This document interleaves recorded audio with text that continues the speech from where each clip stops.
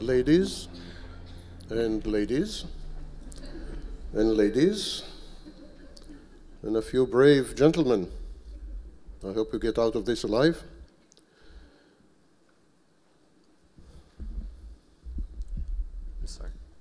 Szóval hölgyeim és hölgyeim, remélem, hogy mind túl fogjuk élni az elkövetkezőket.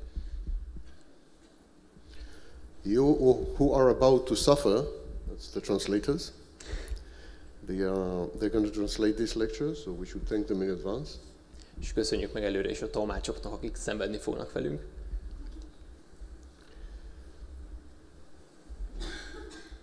You have all come here, presumably, to learn how to survive, how to manipulate the narcissist and live to tell about it. Gondolom mind azért jöttek ide, hogy megtudják, hogyan lehet manipulálni egy narcisztikust és túlélni. I'm not sure it's possible. Nem vagyok benne biztos, hogy ez lehetséges. But we will try. De megpróbáljuk. The lecture will be divided to two parts. One of them is about 15 minutes, and one of them is about 2 hours and 15 minutes. Az előadás két részből fog állni. Az első nagyjából 4 óra lesz, és utána pedig egy 2 óra 15 perces résszel folytatjuk. And the reason I'm dividing this lecture in this unconventional way, és azért döntöttem úgy, hogy ilyen szokatlan módon ketté válasszom az előadást. In all seriousness, is to allow those of you who want to leave after 15 minutes. Teljesen komolyan mondom, hogy azért tettem így, hogy aki esetleg úgy dönt, hogy elmegy, az el tudjon menni. Especially those who came from Vienna. The first 15 minutes, I will tell you the only 8 ways proven to manipulate the narcissist. És ezt főleg azokra értem, akik Bécsből jöttek. Az elején el fogom mondani ezt a csak 8 bizonyított módot, amivel egy narcisztikust manipulálni lehet. Over 25 years of study, both my studies, other studies, we have come to the conclusion that there are only 8 effective ways to manipulate the narcissist. 25 év kutatás után, ami részben az én kutatásom, részben pedig másoké, azt találtuk, hogy csak ez a 8 mód áll rendelkezésre arra, hogy egy narcisztikust manipuláljunk. So with those of you with an American mindset, I'm going to give you these 8 ways in the first 15 minutes. Szóval azok számára, akik amerikai módon gondolkodnak, először bemutatom nektek ezt a 8 módot, amelynek segítségével manipulálni tudtok egy narcisztikust. The rest of the lecture would be to explain to you why these 8 methods work. Az előadás utána következő részében pedig el fogom nektek mondani, hogy miért működik ez a 8 módszer. To take you on a tour of the narcissist mind. És elmegyünk egy safarira, ahol megnézzük a narcisztikusok elméjét belülről. It's not Disneyland. Nem Disneyland. It's a horror chamber. Ez egy horror kamra. It's a concentration camp. Koncentrációs tábor. So those of you who got what they wanted in the first 15 minutes can leave. After that, I guarantee you, it's going to become extremely unpleasant. Szóval azok, akik 4 órában megkapják ezt a 8 módszert, elmehetnek utána, mert biztosítatom, hogy ami utána következik, az megterhelő lesz érzelmileg. Those of you who survive the entire lecture will have a grasp of what it is to be a narcissist. Aki végüli ezt az egész előadást, annak lesz valami fogalma arról, hogy mit jelent narcisztikusnak lenni. And using this deep understanding of what it is to be a narcissist, you will be able to better survive, and if you wish, better manipulate the narcissist. És ennek a tudásnak segítségével jobban túl tudunk élni egy narcisztikust, vagy ha úgy döntünk, akkor jobban tudunk manipulálni egy narcisztikust. One of the major problems of the information available online and offline is that the people who offer this information are not narcissists. They don't know really what makes the narcissist tick. Az online és offline egyaránt elérhető tartalmaknak egy nagy hibája, hogy akik írták, azok nem narcisztikusok, szóval nem igazán tudják, hogy pontosan mi hat egy narcisztikusra. They are offering the perspective and the experience of the narcissist victims. Ők a narcizmus túlélőinek szempontjából tudnak relevánsak lenni. It creates a feel-good atmosphere. És ennek van egy ilyen jó hangulatú aspektusa. Like-minded people who went through similar experiences always like to congregate together. Olyan emberek, akik hasonló tapasztalatokon mentek át, mindig szeretnek összegyűlni és együtt lenni. But it's not very efficient. De ez nem túl hatékony. Today, at the end of this lecture, you will have become efficient with a narcissist. Az előadás végére önök is hatékonyak lehettek egy narcisztikus emberrel szemben. Because you will gain a deep understanding of what it means to be one. Mert lesz egy mély megértésetek arról, hogy mit jelent narcisztikusnak lenni. Our bodies are made of flesh and blood. A testünk az húsból és fényből áll. But our minds are made of dreams. De az elméink álmokból állnak. Our brains do not trust our senses. Az agyunk nem bízik meg az érzékszerveinkben. Information that gets from the environment to the brain is processed by the brain to ignore the senses. A környezetből az agyba jutó információt az agy dolgozza fel, és aztán arra használja, hogy csalatkozzon, hogy átírja a tényeket. We are all in a constant dream state. Mi mind folyamatosan álmodunk, vagy egy álomszerű állapotban vagyunk. We are not in direct contact with reality, but we are in contact with our minds. Nem állunk közvetlen kapcsolatban a realitással, de a saját elménkkel közvetlen kapcsolatban állunk. The narcissist interferes with our dreams. Egy narcisztikus belezavar az álmainkba. In life, we do not learn from experience. Az életben nem tanulunk a tapasztalatainkból. We learn from trauma. A traumákból tanulunk. We learn from our wounds. Sebeinkből tanulunk. The narcissist is a master at recognizing your wounds and making use of them. Egy narcisztikus mestere annak, hogy észrevegye a sebeidet és kihasználja őket. The narcissist interferes with your dreams and resonates with your wounds. Egy narcisztikus belezavar az érzéseidbe és kihasználja a sebeidet. There is no greater intimacy than this. Ennél nem lehetséges mélyebb intimitás. Partners of narcissists say that it is very difficult to find new partners because the intensity is much lower. A narcisztikusok partnerei azt mondják, hogy utána nagyon nehéz új partnerrel állni, mivel az intenzitás csökken. Once you have experienced the narcissist as an intimate partner, all other intimate partners appear to be black and white movies. Miután volt egy narcisztikus partnered, minden további partnered egy fekete-fehér filmnek tűnik. The narcissist is a color movie. Egy narcisztikus egy színes film. An intense, amazing experience. Egy intenzív, elképesztő tapasztalat. Unparalleled, unprecedented, unrepeatable. Megismételhetetlen, és nincsen hozzá semmi hasonló. Because remember that the narcissist interferes with your dreams and resonates with your wounds. And there is no greater intimacy ever than this.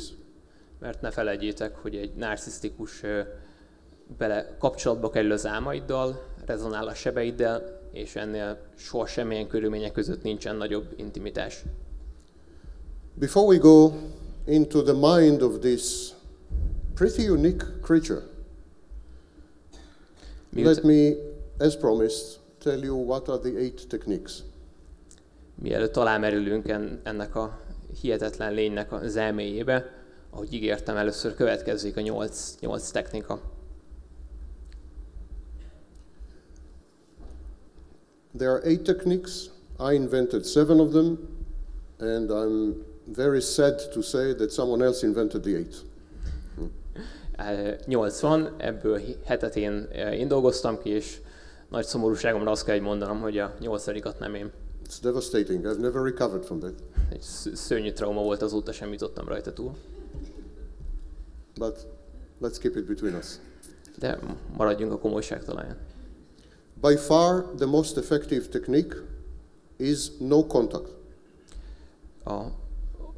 Messze az a leghatékonyabb, hogyha semmilyen kapcsolatban sem állunk egy narcisztikussal. The minute you have identified someone as a narcissist or with pronounced narcissistic traits, you walk away. Amint tudatára ébredtél, hogy egy narcisztikussal van dolgod, vagy valakivel, akinek narcisztikus tendenciái vannak, a legjobb dolog, amit tehetsz, hogyha veszed kalapodat. And yes, you walk away even if it is your mother or father or son, let alone husband or wife. You just walk away. És ez még akkor is így van, hogyha saját szüleidről, házastársaidról vagy gyermekeidről van szó. You maintain no contact, direct or indirect. Sem megszakítasz minden közvetlen vagy közvetett kapcsolatot. If you are forced to communicate, you communicate via service providers like lawyers and accountants and courts. Amennyiben mégis kommunikáltok, akkor ez szolgáltatókon keresztül, például ügyvédeken vagy bíróságokon keresztül történjen. You receive no gifts, you answer no phone calls, you do not become friends. Nem fogadsz el ajándékokat, nem veszed fel a telefont, és ajándékokat sem fogadsz el. You do not follow the social media accounts of your ex-partner. Nem követed a közösségi média felhasználóikat. You don't talk to friends of your partner. Nem beszélsz a barátaikkal sem. To your partner's mother. Az anyjával sem. You go no contact. És teljesen megszakítod a kapcsolatot. This is by far the most efficient technique. Ez messze ez a leghatékonyabb technika. And today, recommended by most mental health practitioners and family therapists. És manapság is a legtöbb mentális egészséggel foglalkozó szakember, illetve családterapeuta ezt ajánlja. What if you have children together? Akkor is, hogyha... És mi van, hogyha vannak gyermekeitek, közös gyermekeitek? You minimize contact. Minimalizálod a... You work through third parties. Harmadik feleken keresztül érintkeztek. You never discuss personal issues not connected to the children. Soha nem beszélsz meg nem a gyerekekhez kapcsolódó kérdéseket. What if you have a very successful and profitable business together? És hogyha egy nagyon sikeres üzletben veszel részt, you dismantle it. Leszereled. You go. Elmész. Your sanity and survival are more important than any business. Az épp elmélyűséged és a túlélésed ezeknél mind fontosabb. What if it is your mother? És az édesanyád? Same. Ugyanaz. Son? Elmész. Same. Még hogyha házastársad, akkor is. Narcissist is toxic. You walk away. A narcisztikusok mérgezőek. El kell menned. In all my years, decades of work in the topic, I have never heard a good reason not to go no contact. Az elmúlt évtizedekben, amit narcisztikusokkal töltöttem, nem találtam egy olyan okot sem, ami ennek ellentétére szólna. If you don't go no contact, it's because you do not want to go no contact. Akkor nem szakítod meg a kapcsolatot, hogyha nem akarod megszakítani a kapcsolatot. Because a narcissist still fulfills some emotional needs. Mert még egy narcisztikus is betölthet bizonyos érzelmi szükségleteket. So then if you are still in contact, there are the other 7 techniques. Szóval, hogyha mégis kapcsolatban maradtatok, akkor következzék a további 7 technika. A very effective technique which I did not invent is called gray rock. Az egyik technika, amit sajnos nem én fejlesztettem ki, ezt úgy hívják, hogy szürke szikla módszer. It is providing the narcissist with minimal minimal response, pretending to be boring, one-dimensional, a bit stupid, not interesting. Egy olyan képet mutatsz a narcisztikus felé, amely alapján nem adsz visszajelzéseket, nem vagy érdekes, kicsit egydimenziósnak és butának tűnhetsz. Gradually, the narcissist, presumably, will lose interest in you and move on to the next source of supply. Valószínűleg a narcisztikus nem sokára rád fog unni, és tovább áll a következő áldozatra. It's a very, very effective technique. Ez egy nagyon hatékony technika. And works very fast. És nagyon gyorsan működik. Usually within months.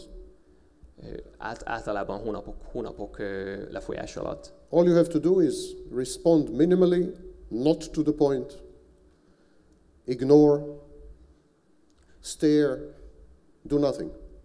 Csak annyit kell tenned, hogy nem válaszolsz, érdektelen vagy, nem a kérdésre válaszolsz, levegőben nézel, és ennyi. Next technique is called deflection or decoy technique. A következő technika az elhárítás. It is to find a common enemy. Egy közös ellenség megkeresése. The neighbor. Szomszéd. The boss. A főnök. His sister-in-law. A sógora. The favorite, mother-in-law. A kedvenc anyós. Someone you can agree with the narcissist is a common enemy. Valaki, akivel szemben egy narcisztikussal egy oldalon lehettek. Then you and the narcissist become allies against this common enemy. És akkor te és a narcisztikus szövetségesekké váltok ezzel a közös ellenséggel szemben. It could be an institution.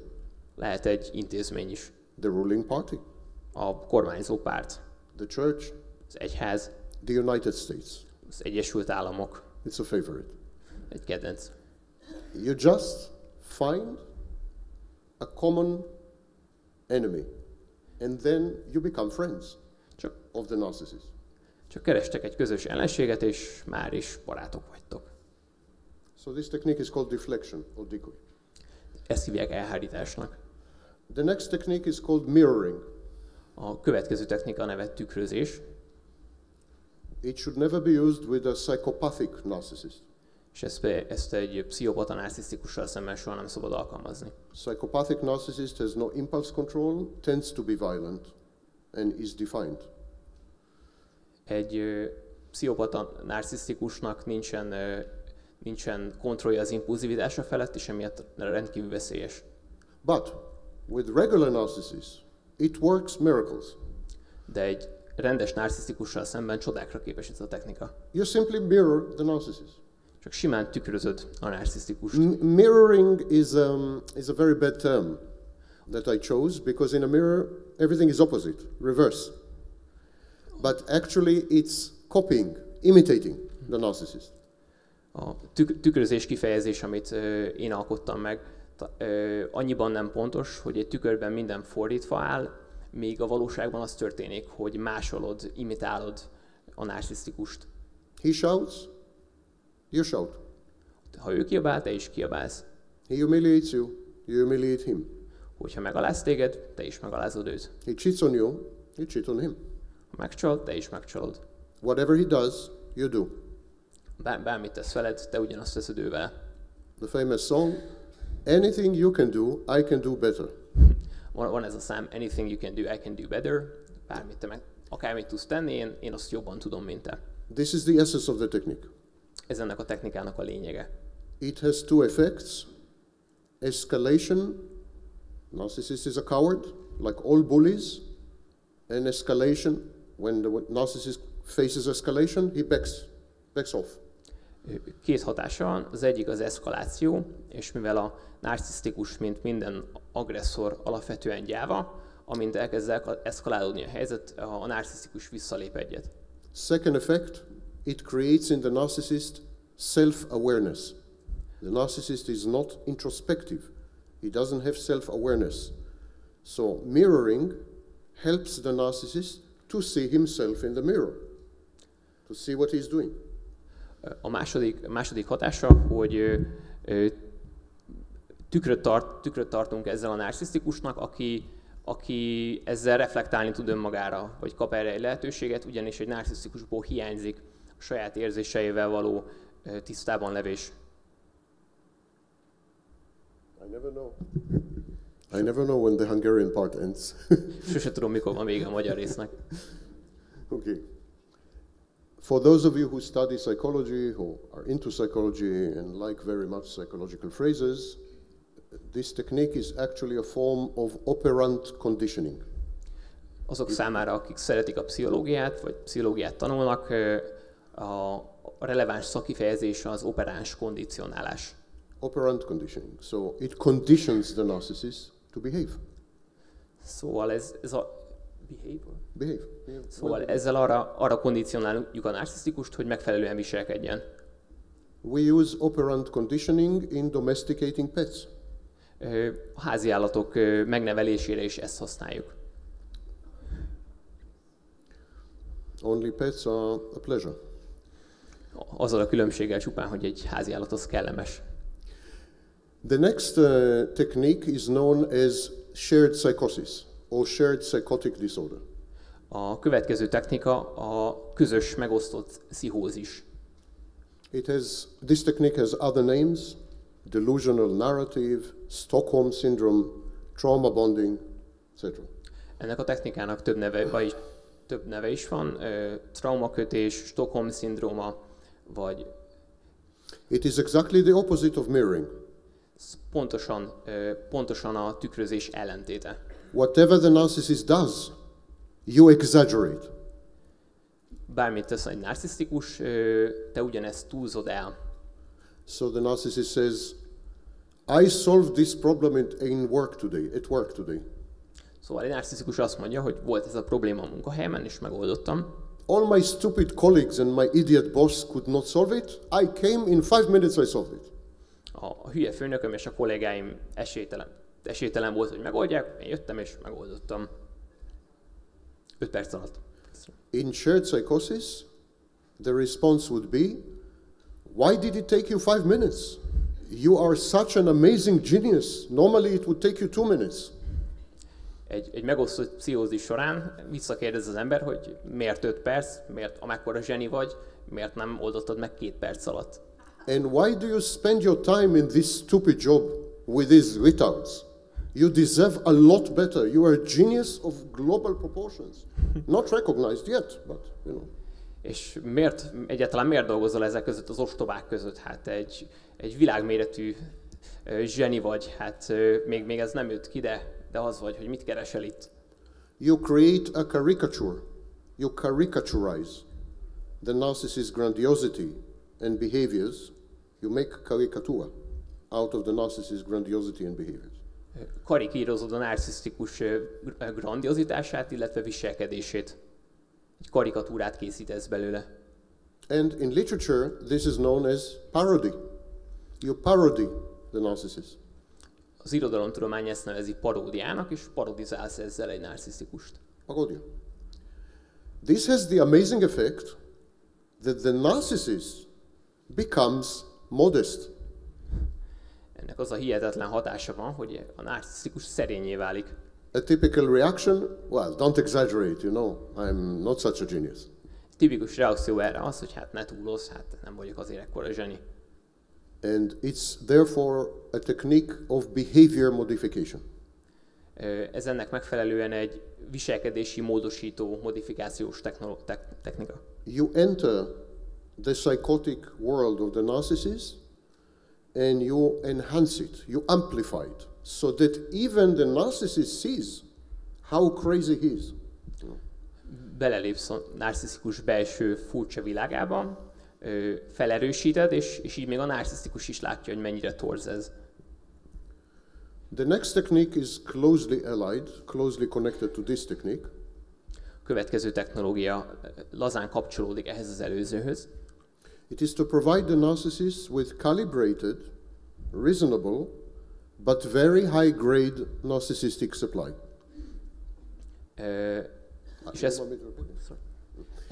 It is to provide the narcissist with well-calibrated and reasonable, high-grade narcissistic supply.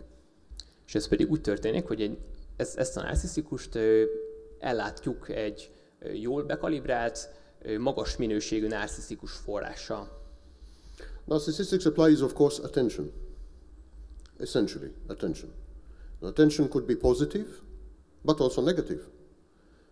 Any attention is narcissistic supply. It's a mistake to think that only positive attention. A narcisztikus forrás ez lényegében a figyelmet takarja, legyen szó akár pozitív, akár negatív figyelemről. A negatív figyelem ugyanúgy számít. So, to tell the narcissist, I admire you, you know so much, you're amazing, you're more sexy than Wikipedia. Szóval azt mondani egy narcisztikusnak, hogy eszméletlen vagy, hát hihetetlen, hogy mennyit tudsz, és még annyira jól is nézel ki. Is a form of high-grade narcissistic supply. Ez egy magas minőségű narcisztikus forrás.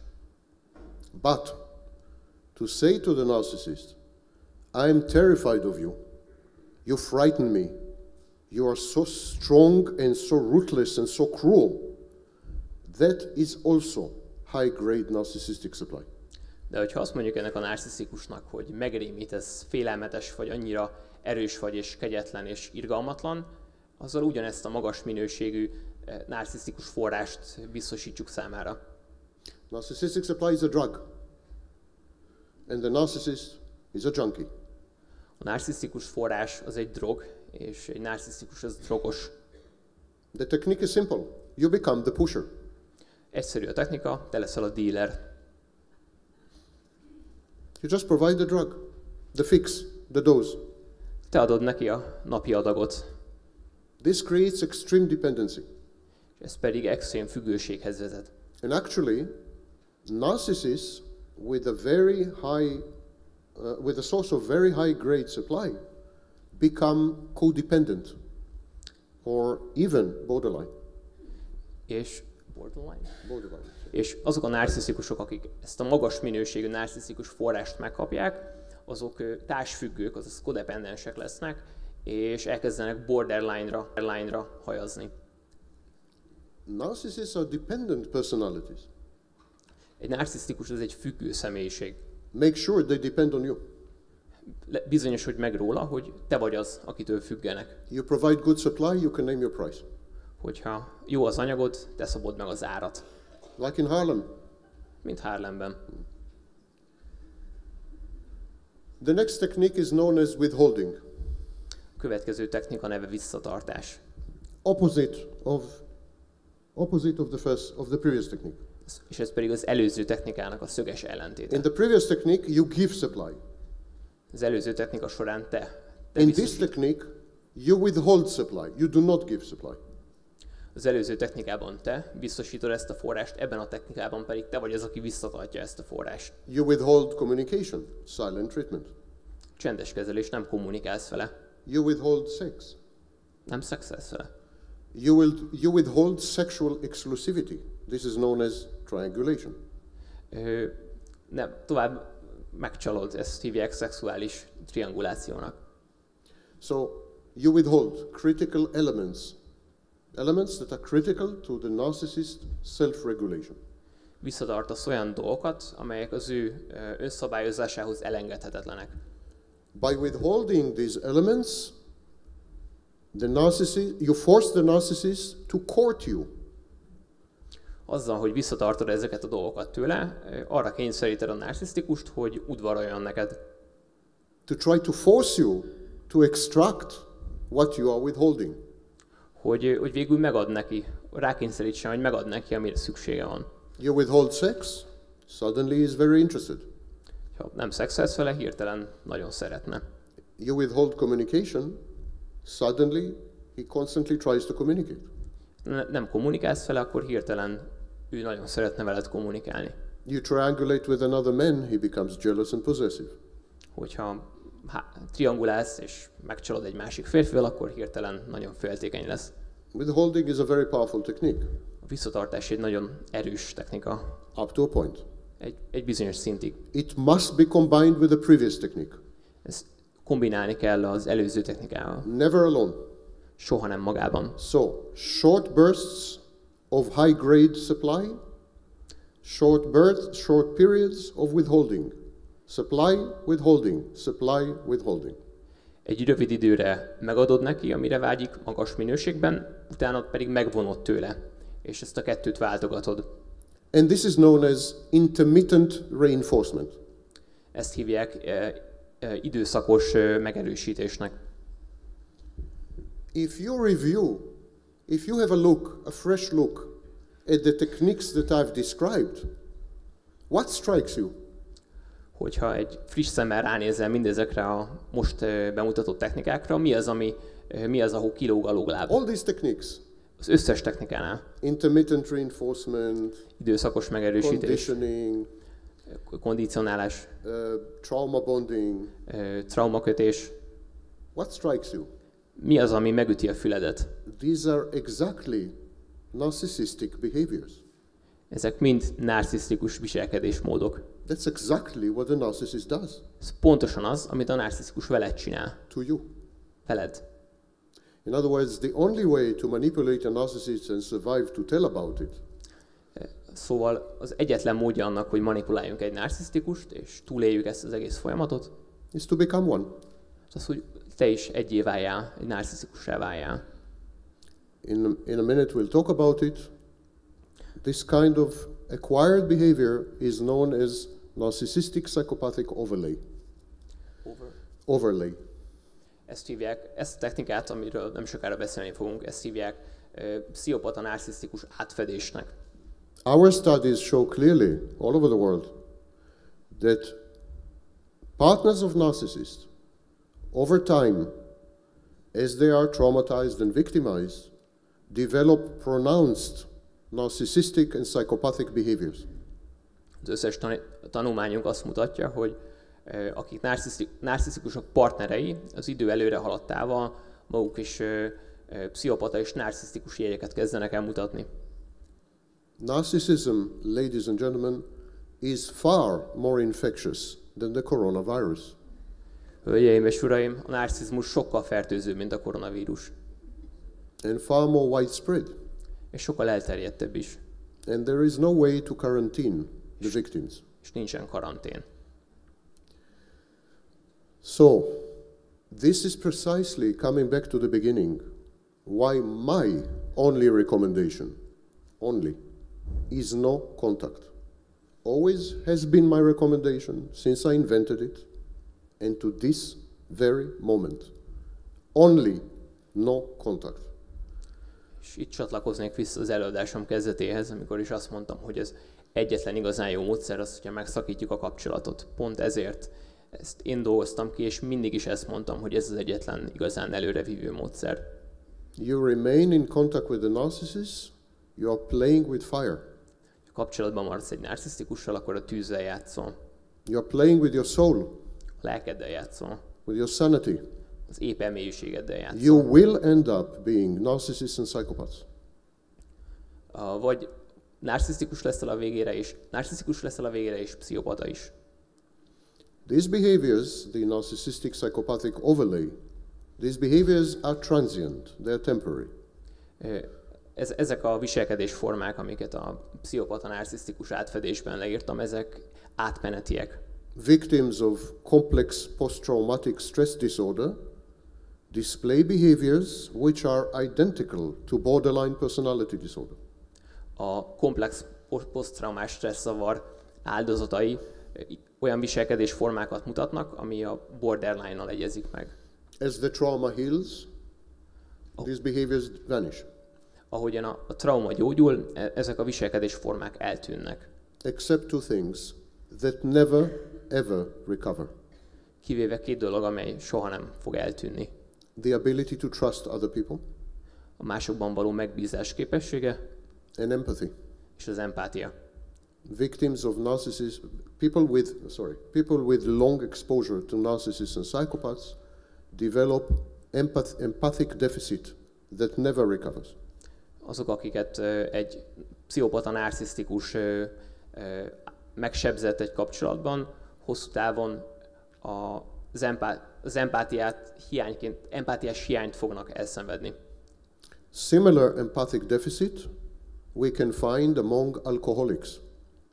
Az alkoholisták között találhatunk hasonló empátia deficitet, hiányt. Among drug addicts. A drogfüggők között. Among people with chronic illnesses. A krónikus betegségekkel küzdők között. Among people with terminal illnesses. Halálos, terminális betegségekkel küzdők között. Is this the way you want to end up? Te is így szeretnéd végezni? Why play these games?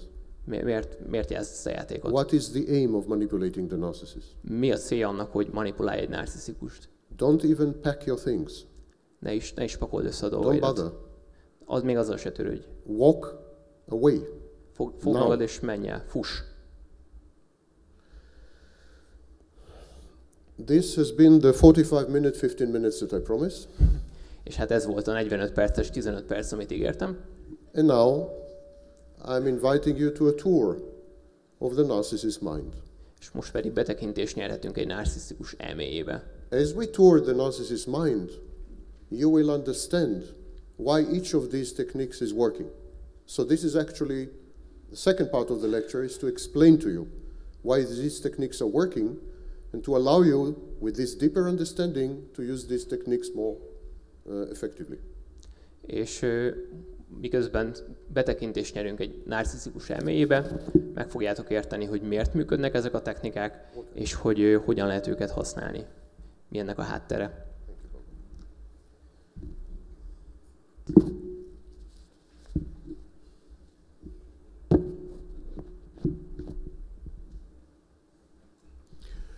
The reason the narcissist is very effective at manipulating you, controlling you, and inducing in you emotions and moods is because exactly like you, the narcissist is a victim. Egy narcisztikus azért tud rendkívüli módon manipulálni és hatni az érzelmeidre, mert hozzád hasonlóan ő is egy áldozat. Narcissism is a post-traumatic condition. A narcizmus az egy poszttraumás stresszavar. The narcissist has been the victim, usually, of his parents. A narcisztikus általában a szülei áldozata. As a victim, the narcissist chose a highly specific solution. Mint egy áldozat, a narcisztikus erre egy nagyon specifikus válaszreakciót ad. But the fact that the narcissist chose a specific solution does not mean that the narcissist is not a victim. De az, hogy a narcisztikus erre egy bizonyos feloldást választ, He is as much a victim as you are. ez nem jelenti, hogy ő nem áldozat, ő ugyanúgy áldozat, mint ahogy te áldozat vagy. The reason the narcissist victimizes you is that he wants company. Egy narcisztikus azért fog téged áldozattá tenni, mert társaságot szeretne magának. As long as you are not victimized, you are alien to the narcissist. Amíg te magad nem vagy áldozat, addig idegen vagy egy narcisztikus számára. Narcissist wants to feel at home. Ő otthon szeretné érezni magát. Among his own kind. Sajátjai között szeretne lenni. He wants to be among victims. Áldozatok között szeretne lenni. Because he is a victim. Mert ő egy áldozat. So he converts and transforms everyone around him into a victim. És ezért mindenkit maga körül áldozattá változtat át. Simply to feel at home. Egyszerűen csak azért, hogy otthon érezze magát. And of course, the clinical concept is comfort zone. És természetesen itt a klinikai háttér a komfortzóna fogalma. The narcissist comfort zone is among victims. A narcisztikus komfortzónája egy olyan tér, ahol áldozatokkal van egy The légtérben. narcissist will victimize you, never mind what you do. Egy narcisztikus áldozattá fog tenni téged, akármit teszel. Never mind what you do not do. Mindegy, hogy mit nem teszel. Never mind how often you do or do not do what you do or do not do. És mindegy, hogy milyen gyakran teszed, vagy nem teszed azt, amit teszel, vagy nem teszel. Never mind if you are. Mindegy, hogyha te is narcisz. Because you don't even have to be for the narcissist to victimize you. Nem mindegy, hogy vagy-e vagy sem, mert nincs szüksége rád, hogy áldozattá tegyen. And here's the worst part. És itt jön a legrosszabb része. When the narcissist converts you to an image of himself, Amikor egy narcisztikus önmaga képévé tesz téged, he's doing you a favor. szívességet tesz neked, Because he is superior. mert ő felsőbbrendű. He is godlike. Olyan, mint egy Isten. He is bringing you up to his level. Felemel a saját szintjére. What does it say in Genesis, the first chapter of Genesis in the Bible? Mit mond a Bibliában a Genezis első fejezete? God created man in his own image. Isten a saját képmására teremtette az embert. The narcissist creates you in his own image. Egy narcisztikus a saját képmására fog téged megteremteni. He is furious at your lack of gratitude. És mérhetetlen dühel tölti el, hogy nem vagy hálás neki. Here he is investing in inferior you. Ő benned, mint... There's a phone ringing. No, don't worry. I'm not available. So here he is investing in inferior you. Ő benned, mint egy alacsonyabb lénybe befektet, beléd fektet. He is very close to God. Ő nagyon közel áll Istenhez. Sometimes they change places. Néha helyet is cserélnek. And here he is. És itt van. Having chosen you. És kiválasztott téged. Having selected you. Kiválasztott téged mások közül. He could have chosen anyone. Bárkit választhatott volna. But he chose you. De téged választott. And here he is molding you. Shaping you like Pygmalion and Galatea. És itt van és formál téged, mint Pygmalion formálta Galateát. And how do you react? És te hogyan reagálsz erre? You're unhappy. Boldogtalan vagy. You claim to be abused and victimized. Azt mondod, hogy bántalmaztak és You're too átolták. stupid to realize the enormous gift you are receiving. Túl buta vagy ahhoz, hogy észrevedd, milyen hatalmas ajándékot kaptál valakitől. You must understand this. Ezt meg kell értened ezt. The narcissist is very angry at you. Egy narcisztikus nagyon dühös rád. All the time. Mindig. Either because you are too retarded to appreciate his gifts, Vagy mert túl retardált vagy ahhoz, hogy értékeld az ajándékait, which is usually the case, Ami- or if you are intelligent, you are too ungrateful. és általában az első a helyzet, vagy amennyiben intelligens vagy, akkor hálátlan vagy felé. The narcissist partner is in a binary state, retard or ungrateful. Egy narcisztikus partnere vagy retardált, vagy pedig hálátlan. And usually ungrateful retard. De általában egy hálátlan retardált. And so the narcissist says to himself, to mold my partner, I must resort to extreme and radical measures. És egy narcisztikus azt mondja magának, hogy ahhoz, hogy tégem formáljon, ehhez radikális intézkedésekre van szükség. Americans call it tough love. Az amerikaiak ezt tough love-nak, azaz kemény szeretetnek hívják. They tried it in Iraq. So Megpróbálták Irakban. this is tough love. It's for your own good. Ez egy kemény szeretet, ami a te érdekedet szolgálja. You will thank me one day Egy nap meg fogod köszönni, if you survive. ha túléled. But there is a problem. De van egy probléma. And now I'm going to take you into the soul, the psyche and the mind of the narcissist. És most pedig egy látogatást teszünk egy narcisztikus lelkébe, belső világába. There was a sociologist by the name of Giddens, and in the 1990s, Giddens came with a concept called ontological insecurity. Ontological insecurity. Volt egy Giddens nevű szociológus, aki megalkotta a 90-es években az ontológiai bizonytalanság fogalmát. The narcissist is in a state of ontological insecurity. Egy narcisztikus ebben az ontológiai bizonytalanságban van. What is ontological insecurity? De mit is takar ez a fogalom? It's when you don't feel continuous. Ez amikor nem érzed a létezésedet folyamatosnak. When you don't feel that your yesterday or your today is a continuation of yesterday and your tomorrow will be continuation of today. Akkor nem érzed azt, hogy a mai létezésed az a tegnapi létezésed folytatása, és a holnapi pedig a maié lesz. Obviously, if there is no continuity, it is impossible to develop an identity. És természetes módon, hogyha az ember nem él meg egy folyamatosságot, akkor lehetetlen identitást kifejleszteni. The narcissist is possibly the only form of human who has no core, no identity, no kernel. Lehet, hogy a narcisztikus az egyetlen emberi létforma, akinek semmilyen magja, semmilyen belső központja nincsen. In 1995, I proposed that narcissism is a form of multiple personality disorder. 95-ben javasoltam, hogy a narcizmusra tekintsenek, mint egy többszörös személyiségzavarra. Because the narcissist has two selves.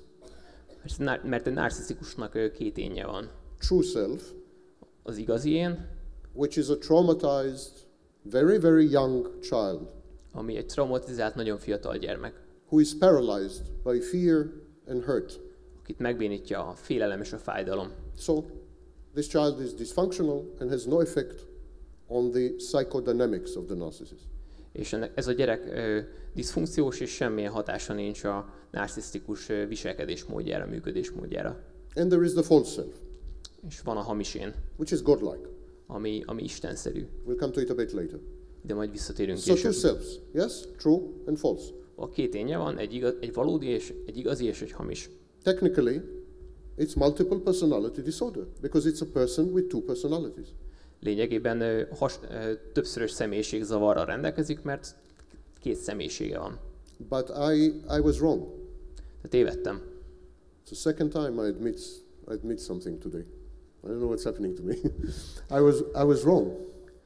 Because in multiple personality, known today as dissociative identity disorder, in dissociative identity disorder, there is continuity.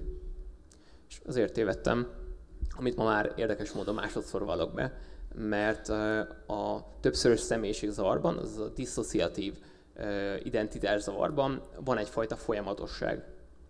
The person with multiple personalities has many personalities. A többszörös személyiséggel rendelkező embernek több személyisége van. But each of these personalities has perfect memory and perfect identity. De mindezeknek a személyiségeknek tökéletes identitása és memóriája van. And each of these personalities has total continuity. És mindezeknek a személyiségeknek tökéletes folyamatossága van. So, if someone with multiple personality has 6 personalities, Szóval, hogyha valaki, akinek többszörös személyisége van, 6 személyiséggel rendelkezik, and one of these personalities is Sam. És mondjuk az egyik Sam, Sam comes out, Sam előjön, talks to the therapist, beszél a terapeutával, and then 4 months later, Sam comes out again. és 4 hónappal később Sam újra előbukkan. Sam will remember the conversation with the therapist. Sam emlékezni fog a terapeutával folytatott beszélgetésre. The 6 personalities have total continuity, total memory, total identity. Mind a 6 személyiségnek teljes folyamatossága van, teljes emlékezete és teljes identitása. Not the narcissist. Egy narcisztikusnak nem. Narcissists forget or have no access to almost 80%, 80%, at least according to my studies, 80% of their memories. 80. A saját kutatásaim szerint egy narcisztikusnak vagy kiesik, vagy pedig elérhetetlen az emlékei 80%-a. Every minute you are confronted with a new person, new narcissist, which has nothing to do with the person a minute before. Minden percben egy új narcisztikussal fogsz találkozni, beszélni, aki egy perce még nem volt ott, és most váltunk. Narcissists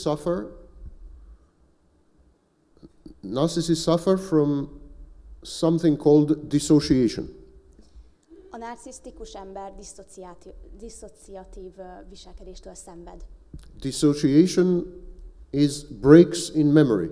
Lényegében feldarabolódik az emlékezete. Missing time. Kihagy néha.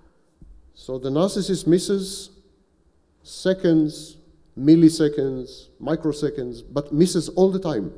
Lehet, hogy másodpercekre, de az is lehet, hogy 10 másodpercekre He dissociates all the time.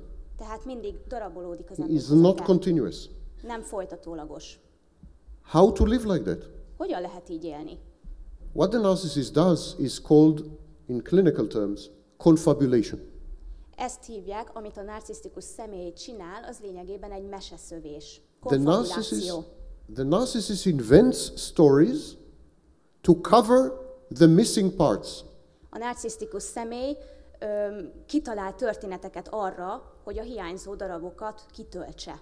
The narcissist says to himself, I remember picking the golf club, Azt mondja magának, hogy emlékszem, hogy felvettem a golfütőt, and I remember the ball going to the hole. és arra is emlékszem, hogy a labda elindult a lyuk irányába. But I don't remember anything in between. De eközött semmire másra nem emlékszem. So let's see. Probably, it's logical that I hit the ball with the golf club. Úgyhogy valószínű, de csak valószínű, mert logikus, hogy beleütöttem abba a labdába a golfütővel. Probably. Valószínűleg. It's logical. Logikus. It makes sense. Mert ennek van értelme. It's plausible. Ez a valószínű. But I do not remember it. De nem emlékszem. And this is called confabulation. Ezt hívják konfabulációnak, vagyis meseszövésnek. Very often, the narcissist gets the confabulation wrong. Nagyon gyakran a narcisztikus személy téved ebben a meseszövésben. So people think he is lying. Úgyhogy az emberek azt gondolják, hogy ő hazudik. Or gaslighting. Vagy gázlángozik. He is not. He is confabulating. Mesét sző. Here's your problem as victims or partners. Beszéljünk most a problémáról. The narcissist is like the river of Heraclitus. A narcisztikus személy olyan, mint egy folyó. You know, Pantarei, you cannot enter the same river twice. Ismerik bizonyára azt a mondást, hogy kétszer ugyanabba a folyóba nem lehet belelépni. You cannot talk to the same narcissist twice. Ugyanazzal a narcisztikus személlyel sem lehet kétszer beszélgetni. You do not have a relationship with the same person. Nem ugyanazzal az emberrel állnak kapcsolatban. You do not communicate with the same human being. Nem ugyanazzal az emberrel kommunikálnak. Not only there is no one there, there's nobody there, Nincs ott senki, but the emptiness itself is fragmented and fractured to pieces.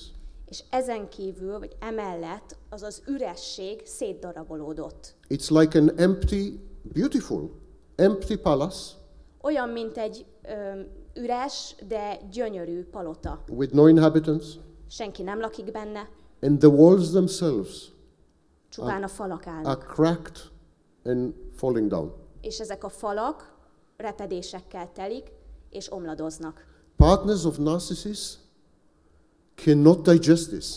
A narcisztikus emberek partnerei ezt nem tudják feldolgozni. There are two things that victims of narcissists cannot accept and cannot digest.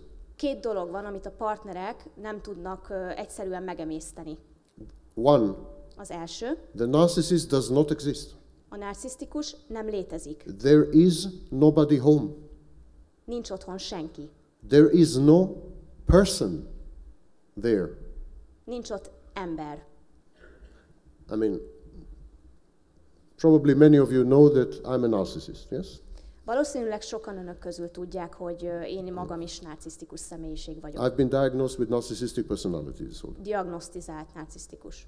twice, Kétszer is diagnosztizáltak. over 15 years. 15 év lefolyása alatt. It's pretty safe I'm one. Úgyhogy bizonyossággal állíthatom, hogy az vagyok. So you look at me. Nézzenek rám. Here I am, Itt vagyok. joking, Viccelek, talking, beszélek, drinking coffee, kávét iszom, drinking water, vizet iszom, smiling at Barbara. mosolygok Barbarára. What am I missing? Some of you may think that I'm reasonably okay looking. Talán sokan úgy gondolják, hogy jól is nézek ki. Those with myopia. Sorry. Those with myopia. Akik jól látnak, főleg a szemüvegesek. So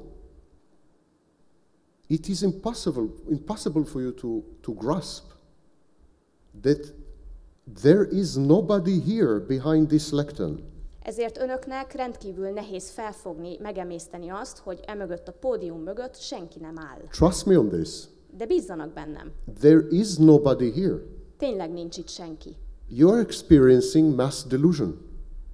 Lényegében egy tömeges csalás áldozatai. We will come to it. De majd erre visszatérünk később. This phenomenon is known as the uncanny valley. Ezt Uncanny valley. It's difficult to translate. uncanny valley-nak hívják. The second thing that victims or intimate partners of narcissists find difficult to accept A második dolog, amit a narcisztikus emberek partnerei nehezen tudnak feldolgozni, a következő. that to the narcissist, they are not special. Ez pedig az, hogy a narcisztikus személynek ők nem különleges emberek. They are commodities, Lényegében kényelmes, hogy ott vannak. as interchangeable as grains of rice. Kicserélhetőek és összetéveszthetőek, olyanok, mint két szem rizs. The narcissist is with you, married to you, has children with you, had experiences with you. A narcisztikus ember lehet, hogy az ön partnere, lehet, hogy házasok, sőt, lehet, hogy gyerekeik is vannak. Told you that he loves you a million times. Elmondta önöknek, hogy szereti magukat. How many times you made love? Hányszor szeretkeztek, He cried. hányszor sírtak együtt. Intimacy. Mindez intimitás. The minute you stop functioning, he replaces you.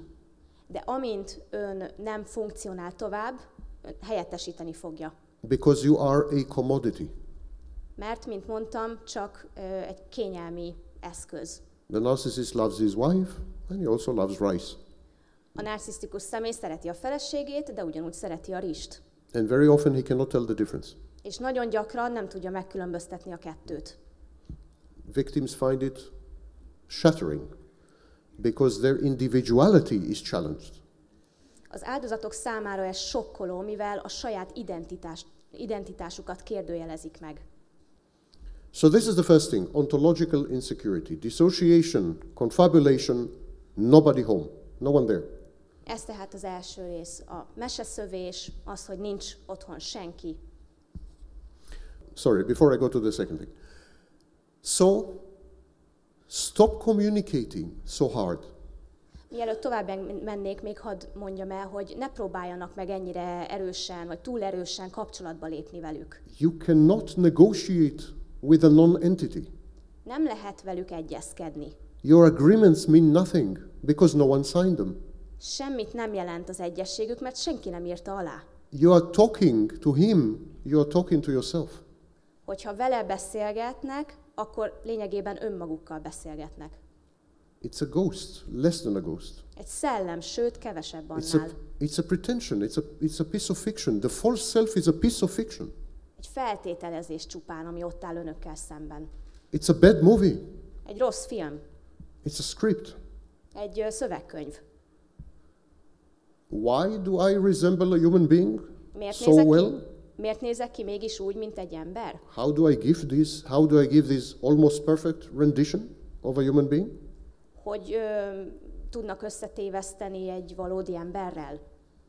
I observed many of you Megfigyelem önöket for a long time. nagyon hosszú ideig. I have 190 IQ. Sorry. I have 190 IQ. 190 emberrel találkoztam. I used it. Ja, bocsánat. Oké, az IQ-m 190. I made use of it. Használom is. You are not complex. Nem, önök nem összetettek. You are very basic life forms. Nagyon egyszerű életformák. You are easy to manipulate Könnyen manipulálhatóak. because you have 3 or 4 basic modes. Van 3-4 alapjáratuk. Your user manual is pretty rudimentary. Sorry, I couldn't. No, I can't hear. You can't hear me or you don't understand what I'm No, I saying? can't Which of hear the two? you. Because we are having difficulties, you and I. I can't hear you. Sorry. Okay, you can't hear me. Then I will increase my voice. Your user manual is rudimentary. Az a kezelési útmutatójuk elég egyszerű. So, you know, it's not too difficult to deceive you into believing that I'm human. Nem túl nehéz megtéveszteni önöket, hogy én valóban egy ember vagyok. It helps that I'm made of carbon, Segít, hogy én is szénből állok. like the next generation of artificial intelligence. Csak úgy, mint a következő generációs mesterséges intelligencia. When the final androids hit the Earth, Amikor az androidok leszállnak a Földre, they will be made of carbon, ők is szénből állnak majd, they will have superior cognitive skills, rendkívül fejlett kognitív képességekkel rendelkeznek majd. I hope they will be more handsome than me, Remélem, hogy sokkal jobban fognak majd kinézni, mint én. but they will be me. De ők is én leszek. I am it. Ők, I am this thing. én ez vagyok. I am, in many respects, your future. Sok tekintetben én vagyok a jövő. I think this is the horror at the core of narcissism. Szerintem ez maga a horror, ami a narcizmus középpontjában áll. This is why narcissism had become a global phenomenon. Ezért vált a narcizmus egy globális jelenséggé. From Nepal to Australia and from Egypt to Canada. Ausztráliától kezdve Egyiptomon át mindenhol. There is a universal resonance. Univerzális jelenségről van szó. Because I think you recognize that this life form, narcissist, probably is the future. Szerintem önök felismerték, hogy ez az életforma, a narcizmus a jövő. I didn't say that. Én ezt nem mondhatnám. Japanese roboticist said it. Ezt a japán robotfejlesztők mondták. In 1970, Masahiro Mori 1970-ben Mr. Masahiro Mori Masahiro said azt mondta, that when robots become indistinguishable from people, hogy amikor a robotokat már nem lehet megkülönböztetni az emberektől, people will become very frightened, phobic and anxious. az emberek idegessé és félénké válnak majd. And he called it uncanny valley. Ezt lényegében gonoszságnak hívta. Everyone feels uncomfortable around the narcissist. Mindenki kényelmetlenül érzi magát a narcisztikus személyiségek We have proved it in studies. körül. Ezt bebizonyították tanulmányok. People don't know that they are with narcissists in the same room and they will react with extreme anxiety and discomfort. Az emberek nem tudják, hogy narcisztikusokkal vannak egy teremben, de hogyha ez kiderül, akkor idegessé válnak. Why? Miért? They feel that something is missing. Talán érzik, hogy valami hiányzik. Something is off key. Valami talán nincs rendben. Something is imitated, not real. Something is fake. Valami, minthogyha nem lenne igazi. I'm telling you all these things for you to accept that it is not possible to have a meaningful emotional life with a narcissist. Ezeket azért mondom el, hogy ráébredjenek arra, hogy nem lehetséges, értelmes és tartalmas életet kialakítani egy narcisztikus emberrel. And no amount of manipulation will change this. És ez semmi nem fogja megváltoztatni. The next thing you need to understand about a narcissist is that narcissists, like people with other mental health problems, Amit érdemes megjegyezni a narcisztikus személyekkel kapcsolatban, csak úgy, mint más problémákkal küzdő emberekkel kapcsolatban, they are capable of what we call paradoxical thinking. képesek a paradoxikus gondolkodásra. The first person to describe paradoxical thinking, first psychologist, was Bateson. Bateson volt az, aki először leírta a paradoxikus gondolkodást. He called it double bind. Dupla elmének. And then Lang was a famous British psychotherapist. Majd Lang, aki egy híres brit pszichoterapeuta volt. Audi Lang, and he called it the incomplete knot. Ő nevezte a nem teljes csomónak. Paradoxical thinking is simply the ability to have at the same time contradictory thoughts and contradictory beliefs. Ennek a lényege, hogy egy időben egymásnak ellentmondó gondolatok is létezhetnek bennünk, és egymásnak ellentmondó hitünk is lehet. You can't do that. Önök erre nem képesek. You cannot think at the same time, wow, this guy is evil and this guy is wonderful. Önök egyszerre nem gondolhatják azt, hogy Ez a férfi itt nagyon érdekes, vagy hát egyáltalán nem az. You cannot think at the same time, I believe the world is good and the world is horrible. Egyszerre nem gondolhatják azt, hogy a világ jó, és azt, hogy a világ rossz. You cannot have conflicting cognitions and conflicting values and beliefs. Egymással konfliktusban álló gondolataik nem lehetnek. This creates in you something called dissonance. Ez diszonanciát kelt önökben. And you solve the dissonance by getting rid of one of the horns, one of the sides, one of the thoughts. Ezt a diszonanciát úgy oldják meg, hogy az egyik gondolattól megszabadulnak. Not so the narcissist. A narcisztikusok nem így oldják Narcissists can, at the same time, at the same moment, have conflicting thoughts, contradictory emotions, contradictory values, and contradictory beliefs. A narcisztikusoknak lehetnek egymással ellentmondó értékeik, gondolataik. So, who are you talking to when you communicate with the narcissist? Tehát kikkel is beszélnek önök, hogyha egy narcisztikus emberrel beszélnek? And when you manipulate the narcissist, who are you manipulating? És hogyha manipulálnak egy narcisztikust, akkor kit is manipulálnak valójában? He can say at 3 o'clock in the afternoon, Barbara is wonderful, and at 3:15, Barbara sucks. Lehet, hogy délután 3 órakor azt mondja, hogy Barbara egyszerűen csodálatos, de 3 óra 15-kor azt mondja, hogy Barbara gáz. He changes his views, his commitments, his promises, his contracts, his everything changes constantly and dramatically. Minden, így például a véleménye is drasztikusan és teljesen megváltozhat nagyon rövid idő alatt. Because he has paradoxical thinking. Azért, mert paradoxikus módon gondolkodik. Why does he have paradoxical thinking? De miért gondolkodik így? Because he doesn't exist. Azért, mert nem létezik. The essence of existence is the stability of cognitions, values, and so on. A létezés eszenciája maga a hitrendszer, a gondolataink. And these are known as schemas, schemes. Ezeket sémáknak hívjuk. So everyone has schemas, Mindenkinek vannak sémái. amalgams, collections of emotions, cognitions, beliefs, values. Érzelmek, értékek, gondolatok összessége. And they are stable and they are solid. Ezek stabilak. Under stress, they can break down, but still, normally, they're very stable. Stressz alatt ezek akár össze is omolhatnak, de azt mondhatjuk, hogy elég stabilak. It makes all of you more or less predictable. Emiatt önök többé-kevésbé előre jósolhatóak, tehát megjósolhatóak.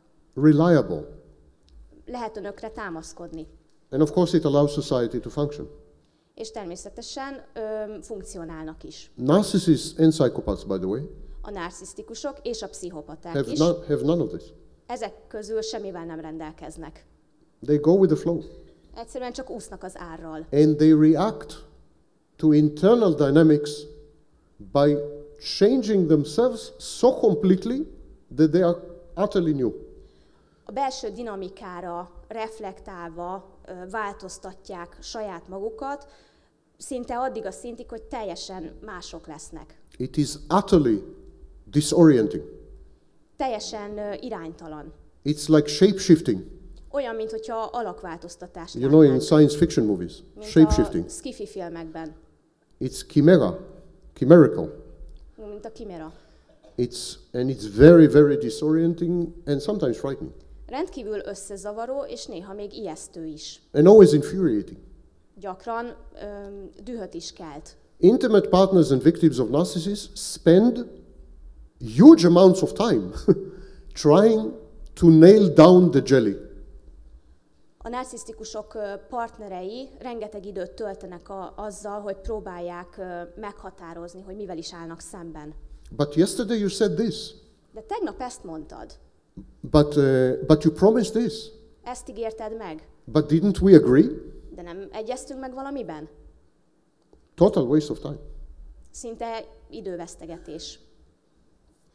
The third thing you need to know about narcissists. A következő dolog, amit érdemes tudni a narcisztikusokról, The narcissist starts as a reflection.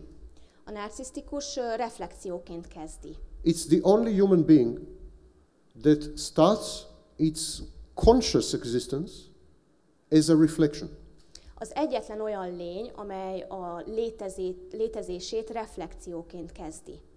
The narcissist constructs his sense of self, the false self, Saját magát az alapján állítja fel, by reflecting himself from other people. hogy másokat megfigyel, és az alapján. Healthy people, Az egészséges emberek, have a stable core. az egészséges embereknek stabil magja van. They get input from other people, Más emberektől kapnak inputot, and they reject most of it. és a többséget visszautasítják. And they reject most of this input for good reason. És ezt jó okkal teszik. They know themselves much better than other people know them. Mivel sokkal jobban ismerik saját magukat, mint mások ismernék őket. This stability of the core remains for life. A mag stabilitása egy életre szól. Regulation of sense of self-worth. Felismerjük önmagunk értékeit. Regulation of moods. Tudjuk Moods. regulázni, igen, tehát tudjuk meghatározni, igen, a érzéseinket, hangulatainkat. Feeling good, feeling bad. Hogy jól érezzük magunkat, vagy rosszul. Regulation of emotions. Érzelmeinket is It tudjuk. all comes from inside. Mindez betekintésből, If you find yourself, belülről jön. if you find yourself on a lonely alone on an island, Hogyha egyszer csak egy kihalt szigeten találják magukat, nothing will happen to you as far as your sense of self. semmi nem fog önökkel történni addig, amíg az önök énje érintetlen. Even alone on an island, you would still feel that you are you. Még egy elhagyatott szigeten is érezni fogják, hogy önök. Not so the narcissist. A narcisztikus ember nem. The narcissist is the totality of the reflections of other people. A narcisztikus személy más emberek reflexiójának összessége. The narcissist mind is like a hive of bees. A narcisztikus elme olyan, mint egy méhkas. Your mind is like a surface, Az önök elméje olyan, mint egy felület. uninterrupted surface. Egy sík felület. Everything fits in. Mindennek megvan a helye. What doesn't fit in, you discard. Aminek nincs helye, azt kidobják. After 20 years, 30 years, you are absolutely smooth and seamless. 20 év, 30 év elteltével teljesen simák. The narcissist mind is like a hive of bees with hexagons, millions of hexagons. A narcisztikus ember elméje olyan, mint egy méhkas. Hexagonok milliói. And to each hexagon, the narcissist collects his reflection in her eyes, in her eyes, in his eyes, in his eyes, in her eyes. Collects millions of reflections and then processes these reflections, puts them in the hexagons. A narcisztikus személy az emberek reflexióit összegyűjti, és belegyömöszöli ezekbe a hexagonokba. And what happens when there are no reflections? És mi történik, hogyha ezek a saját No narcissist. Egyszerűen nincs akkor narcisztikus. The narcissist feels when he is not surrounded by people who reflect him. The narcissist feels that he does not exist. Hogyha a narcisztikus úgy érzi, hogy nem reflektál senki, akkor úgy érzi, hogy ő nem is létezik. You remember the technique of withholding? Emlékeznek a visszatartás technikájára? This is connected to this. Ez ehhez kapcsolódik. If you withhold, you don't reflect. If you don't reflect, you threaten the narcissist's very existence. Hogyha visszatartanak, akkor nem reflektálnak, és ezzel a narcisztikus ember létezését veszélyeztetik. In the relationship with the narcissist, you have 100% of the power. Egy narcisztikus emberrel való kapcsolatban önöknél van az erő 100%-a.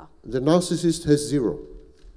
A narcisztikusnak 0% hatalma van. The genius of the narcissist is to convince you that he has 100% of the power and you have 0. A narcisztikus abban zseni, hogy meggyőzze önöket arról, hogy ő birtokolja a hatalom 100%-át, önök pedig a 0%-át. The narcissist does have empathy. A narcisztikus emberben van empátia. It's called cold empathy. Ezt hideg empátiának hívjuk. Cold empathy is empathy, but without emotions. Empátia, de érzelmek nélkül. It's goal-oriented. Lényegében csupasz. So if I see someone crying, I would recognize that she is sad. I would recognize this. She is sad, so I do have empathy. I have cognitive empathy. Yes? Hogyha valakit látnék sírni, akkor felismerném, hogy az az ember szomorú, tehát van kognitív empátia bennem. But you will say, wow, she is sad. I remember being sad. It's a bad feeling. Can I do something for her? De önök valószínűleg azt gondolnák, hogy látom, hogy ő szomorú, emlékszem, mikor én is szomorú voltam, nem túl kellemes érzés, vajon tehetek-e érte valamit? Emotional resonance. Tehát érzelmi rezonanciáról She van. is sad. I remember being sad. It's a bad feeling.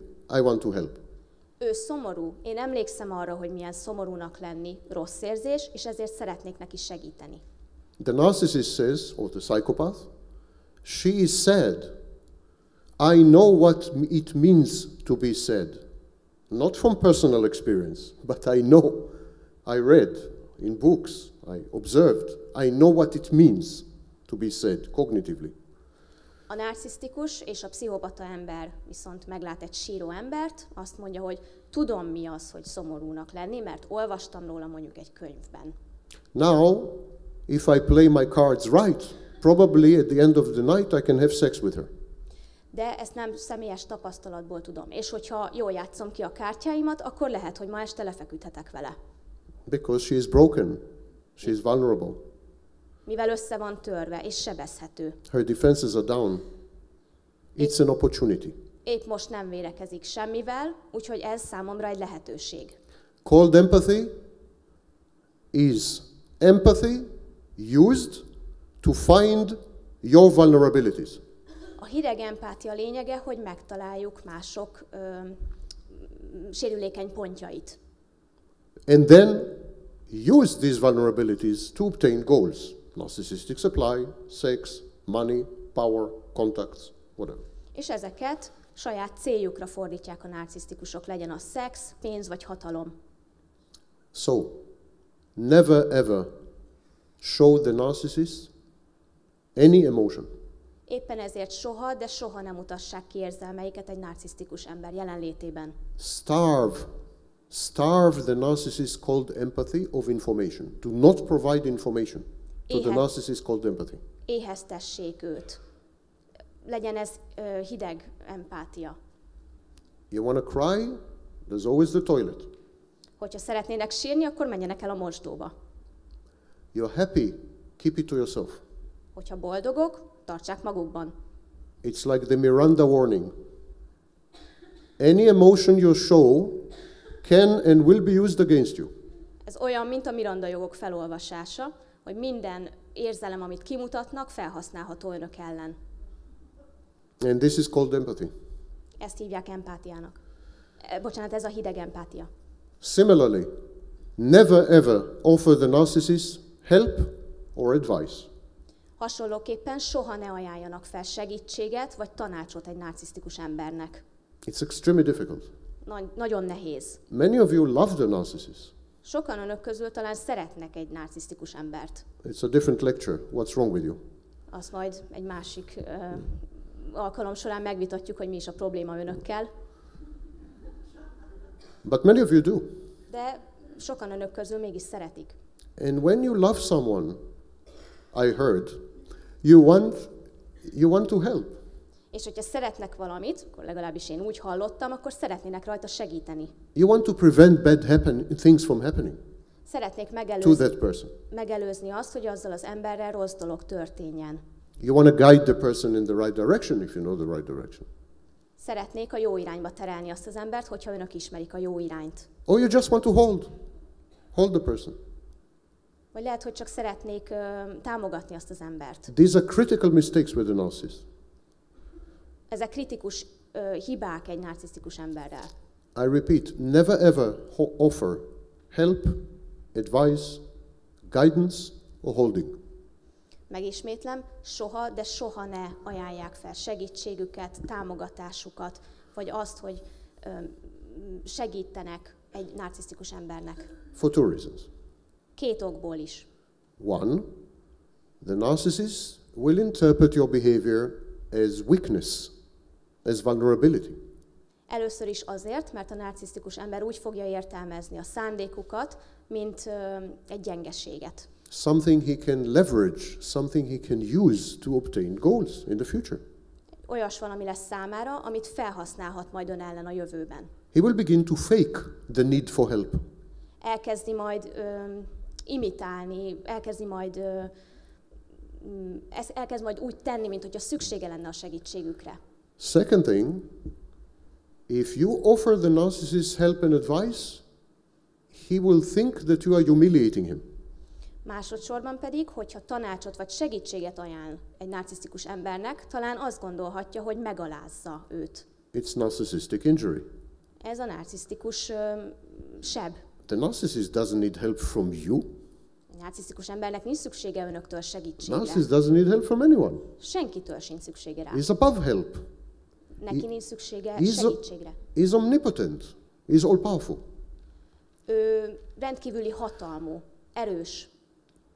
Narcissist doesn't need advice from you. Önöktől nincs szüksége tanácsra. He's omniscient. He knows everything. Ő mindent tud. A narcissist will drive his car for 6 hours before his wife will ask someone for help, because he cannot find the place. Inkább 6 órán keresztül vezet körbe-körbe, de elkerüli azt, hogy a felesége keressen neki egy parkolóhelyet. If you are offering the narcissist advice or help, you are saying to the narcissist, you are in need of advice and help. Hogyha segítséget vagy tanácsot ajánlanak egy narcisztikus embernek, lényegében azt mondják neki, hogy szükséged van a tanácsra és a segítségre. I have something you don't have. Van nekem valamim, ami neked nincs. For example, I have information you don't have. Például van információm, ami neked nincs meg. Narcissists will react very badly to this. Erre rosszul fognak reagálni. Will never forgive you for offering help and advice. Soha nem fognak megbocsátani önöknek, hogyha segítséget vagy tanácsot adnak. You well know by now, it's something that I described in the mid-90s, a cycle of idealization, devaluation, discard and replacement. Bizonyára már hallottak róla, az 1990-es években írtam le az értékvesztés és az eldobás ciklusát. There is a technique that makes use of this cycle. Van egy technika, ami felhasználja ezt a ciklust. The narcissist first idealizes you, then the narcissist devalues you, then the narcissist discards you, and then the narcissist replaces you with someone else. A narcisztikus személy először idealizálja önt, majd megfosztja önt értékeitől, majd eldobja önt, utolsó lépésként pedig helyettesíti önt valaki mással. To manipulate the narcissist, you reverse the cycle. Reverse it. Hogy manipuláljon egy narcisztikus embert, meg kell fordítani ezt a ciklust. Remember, idealize, devalue, discard, replace. Emlékezzenek, idealizáció, devalue, discard, replace. Értékvesztés, eldobás, majd pedig helyettesítés. The technique is replace, discard, devalue, idealize. A technika pedig a következő. Helyettesítés, eldobás, leértékelés és idealizáció. Replace the narcissist with someone. Helyettesítse a narcisztikus embert valakivel. Visibly. Láthatóan. Triangulate. Triangularizációval például. Then discard him. Majd dobja el. Not only triangulate with someone, but also discard the narcissist. ne csak triangularizáció segítségével, hanem dobja is el. As you discard him, devalue him. És ahogy eldobja őt, fossza meg értékeitől. I don't know, you're not a man. Például, te nem vagy egy férfi. Example. Ez csak példa volt. And finally, idealize him. Majd végezetül idealizálja őt. That's it, he's yours. Ennyi, az önöké. So it's reverse of the cycle. A ciklus tehát Simply reverse the cycle. Now, many women came to this behavior intuitively. Nagyon sok nő intuitív-szerűen jött rá erre a folyamatra. The maximum effect, maximum impact, if it is all done in one sitting, in one situation. A legjobb eredményt akkor érhetjük el, hogyha egy helyzetben történik mindez. Happened to me recently. Velem is megtörtént. The next thing you should know about so as you see, I'm describing the world of the narcissist, and from each aspect of the narcissist personality, I'm giving you some technique or some approach that might work. Ahogy láthatják, folyamatosan technikákat vagy módszereket javaslok önöknek, amelyek talán működhetnek. The narcissist is a victim of abuse. A narcisztikus ember bántalmazás áldozata. That's why he became a narcissist. Ezért vált narcisztikussá. As a child, the narcissist was terrified of pain, of hurt, of unpredictability. Gyermekként félt attól, hogy valaki megbánthatja, és félt attól, hogy megjósolhatatlan dolgok következnek majd. So he created the false self. Éppen ezért egy falat épített maga elé. Narcissists don't have relationships. They have power plays.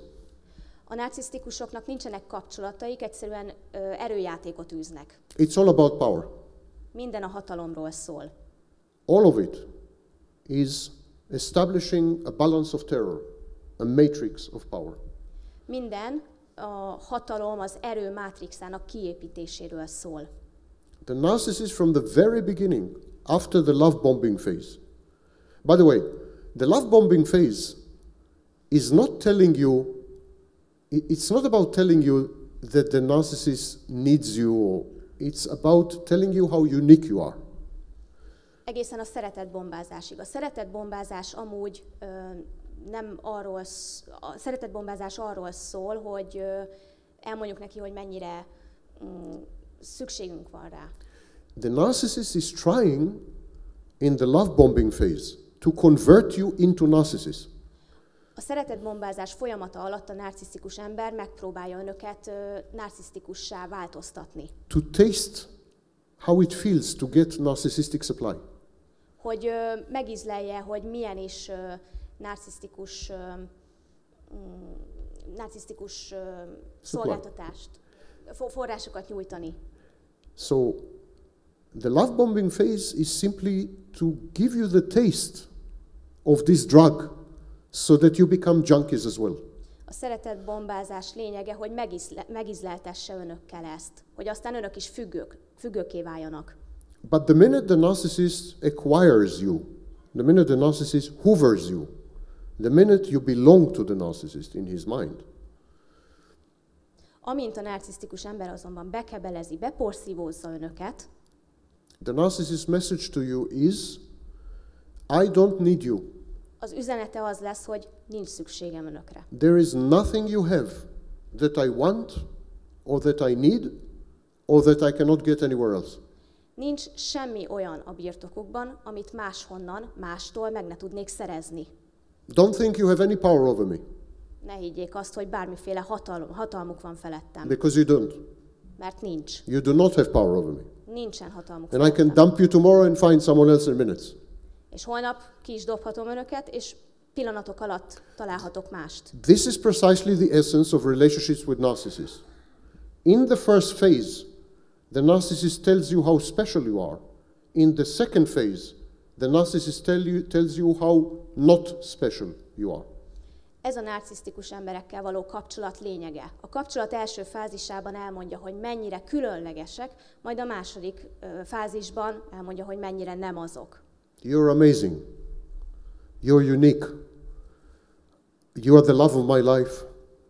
I never had this experience with anyone. Lehet, hogy azt mondja a párjának, hogy csodálatos vagy, egyedi vagy, soha nem tapasztaltam még hasonlót, mint veled. I never felt so deeply.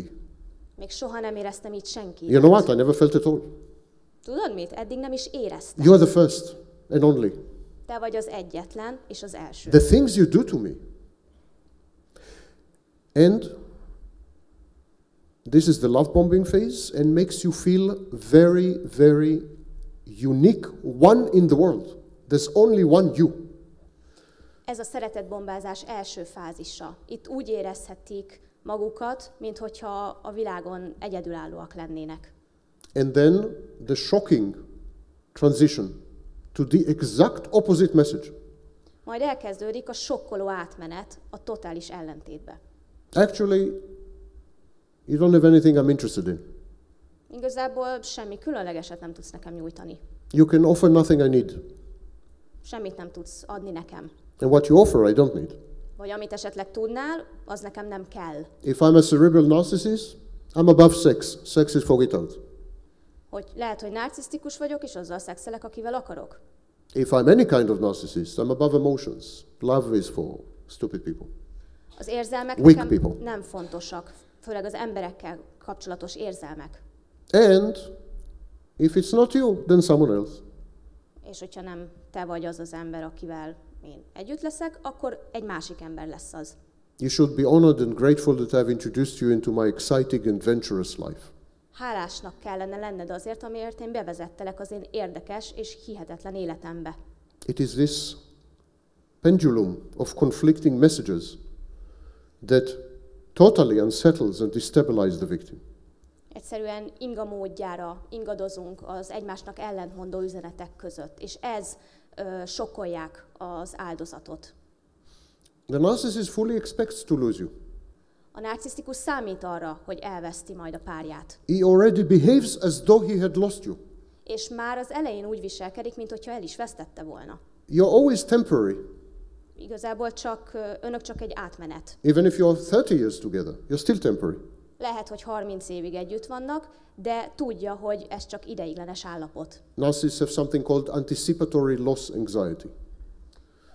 Úgynevezett elveszett idegesség, előzetes idegességük van ezeknek az embereknek. From very early age, narcissists have something called object inconstancy or object impermanence. A nagyon korai szakasztól kezdődően a narcisztikusoknak úgynevezett objektum állandóságuk van. Again, for those of you who are in psychology, object impermanence is a term coined by Jean Piaget, child psychologist in the late 60s, and object impermanence is a term coined by Jean Piaget, child psychologist. Azok számára, akik jártasak a pszichológiában, talán ismerősen hangozhat Jean Piaget neve, egy francia pszichológus volt, aki ezt a tárgyállandóságot leírta. And object inconstancy is a term coined by Margaret Mahler, she was not a psychologist actually, she was a doctor, but expert on child psychology. Can you repeat her name, please? Yeah, Margaret Mahler. Mahler. Margaret Marlowe volt az, ő egy brit pszichológus volt, aki a tárgy állandótlanságot leírta.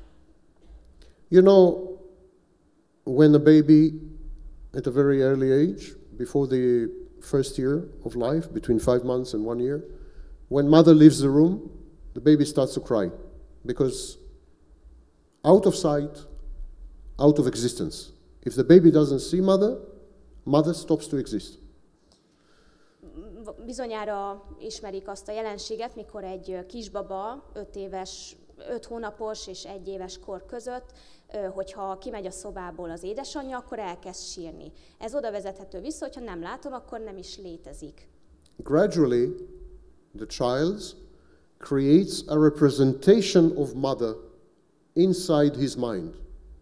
Szépen fokozatosan a gyermek a saját anyjáról egy reprezentációt képez az elméjében. When mother is in the room, the child interacts with mother. Amikor az édesanyja ott van a szobában, akkor a baba kapcsolatba lép az anyjával. When mother is outside the room, the child interacts with the representation of mother. Amikor az anyuka elhagyja a szobát, akkor a gyermek az anyuka képével áll kapcsolatban. This representation is known as imago. Ezt hívják imágónak. So, with a narcissist, there is a problem at this phase. And what happens is, the narcissist interacts only with the representation. Azonban van egy probléma, hogy a narcisztikus emberekkel, ugyanis ők csak ezzel a képpel állnak kapcsolatban. Can you think why? Why would the narcissist prefer to interact with the representation and not with you? De vajon miért? Miért szeretne inkább egy képpel kapcsolatba kerülni, mint önökkel? I gave you the clue. I gave you the answer, actually. Most elmondom a választ.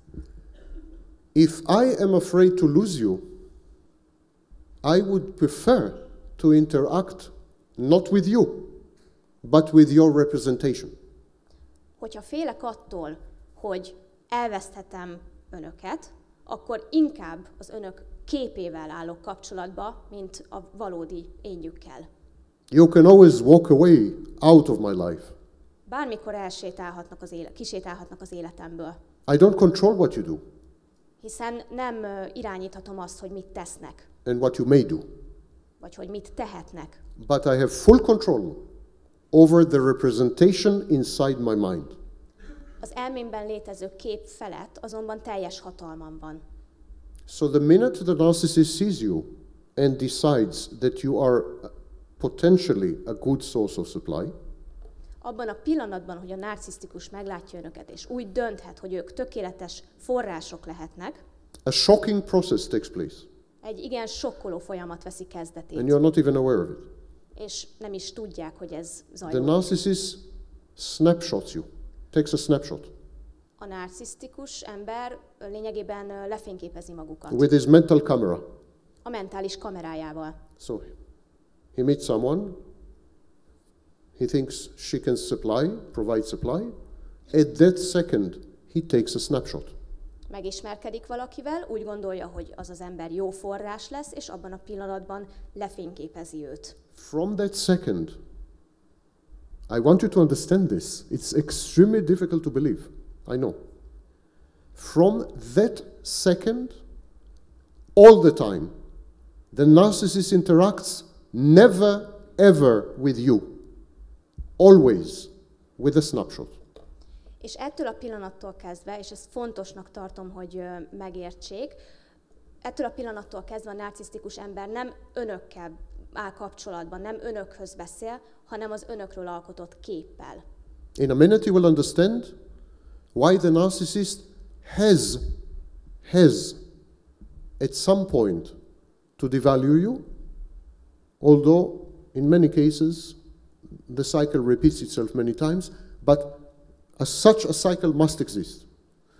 És itt most meg fogják érteni, hogy miért is fontos ez az értéktelenedés, és hogy miért is létezik ez a ciklus, amelyről már beszéltünk. The narcissist has you and a snapshot. But you are not the snapshot. A narcisztikus elméjében te egy pillanatkép vagy, de te nem egy pillanatkép vagy. You have your own life. Megvan a saját életed. You develop, Fejlődsz, you study, tanulsz, you travel, utazol, you have lovers maybe. talán szeretőid is vannak. Don't tell anyone. Nem mondd el senkinek. I mean, things happen to you. Dolgok történnek veled. You initiate things. Kezdeményezel. You are, in other words, dynamic. Más szavakkal élve dinamikus vagy. The snapshot is static. Pillanatkép az pedig statikus. You start from the same position, Ugyanonnan indulsz. overlapping. Átfettek. And then what happens? És utána mi történik? You move away. Te elmozdulsz. Snapshot is here, A fénykép az pedig a helyén marad. and you're here.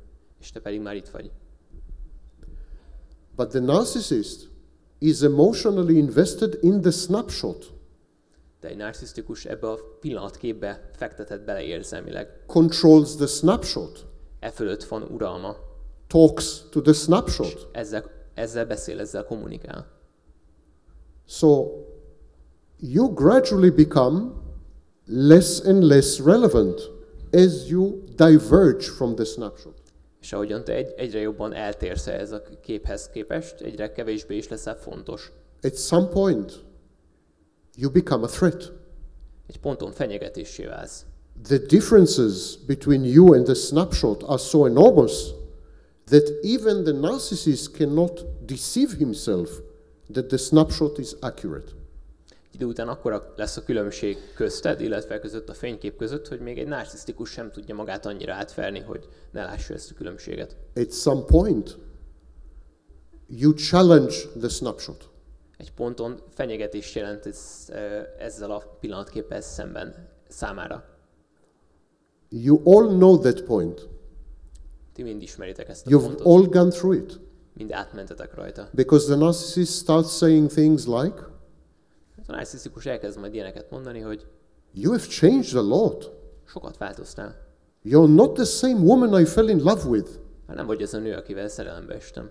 What's happening to you? Mi történik veled? You need help. Segítségre van szükséged. You're going through a crisis. Krízisen mész át.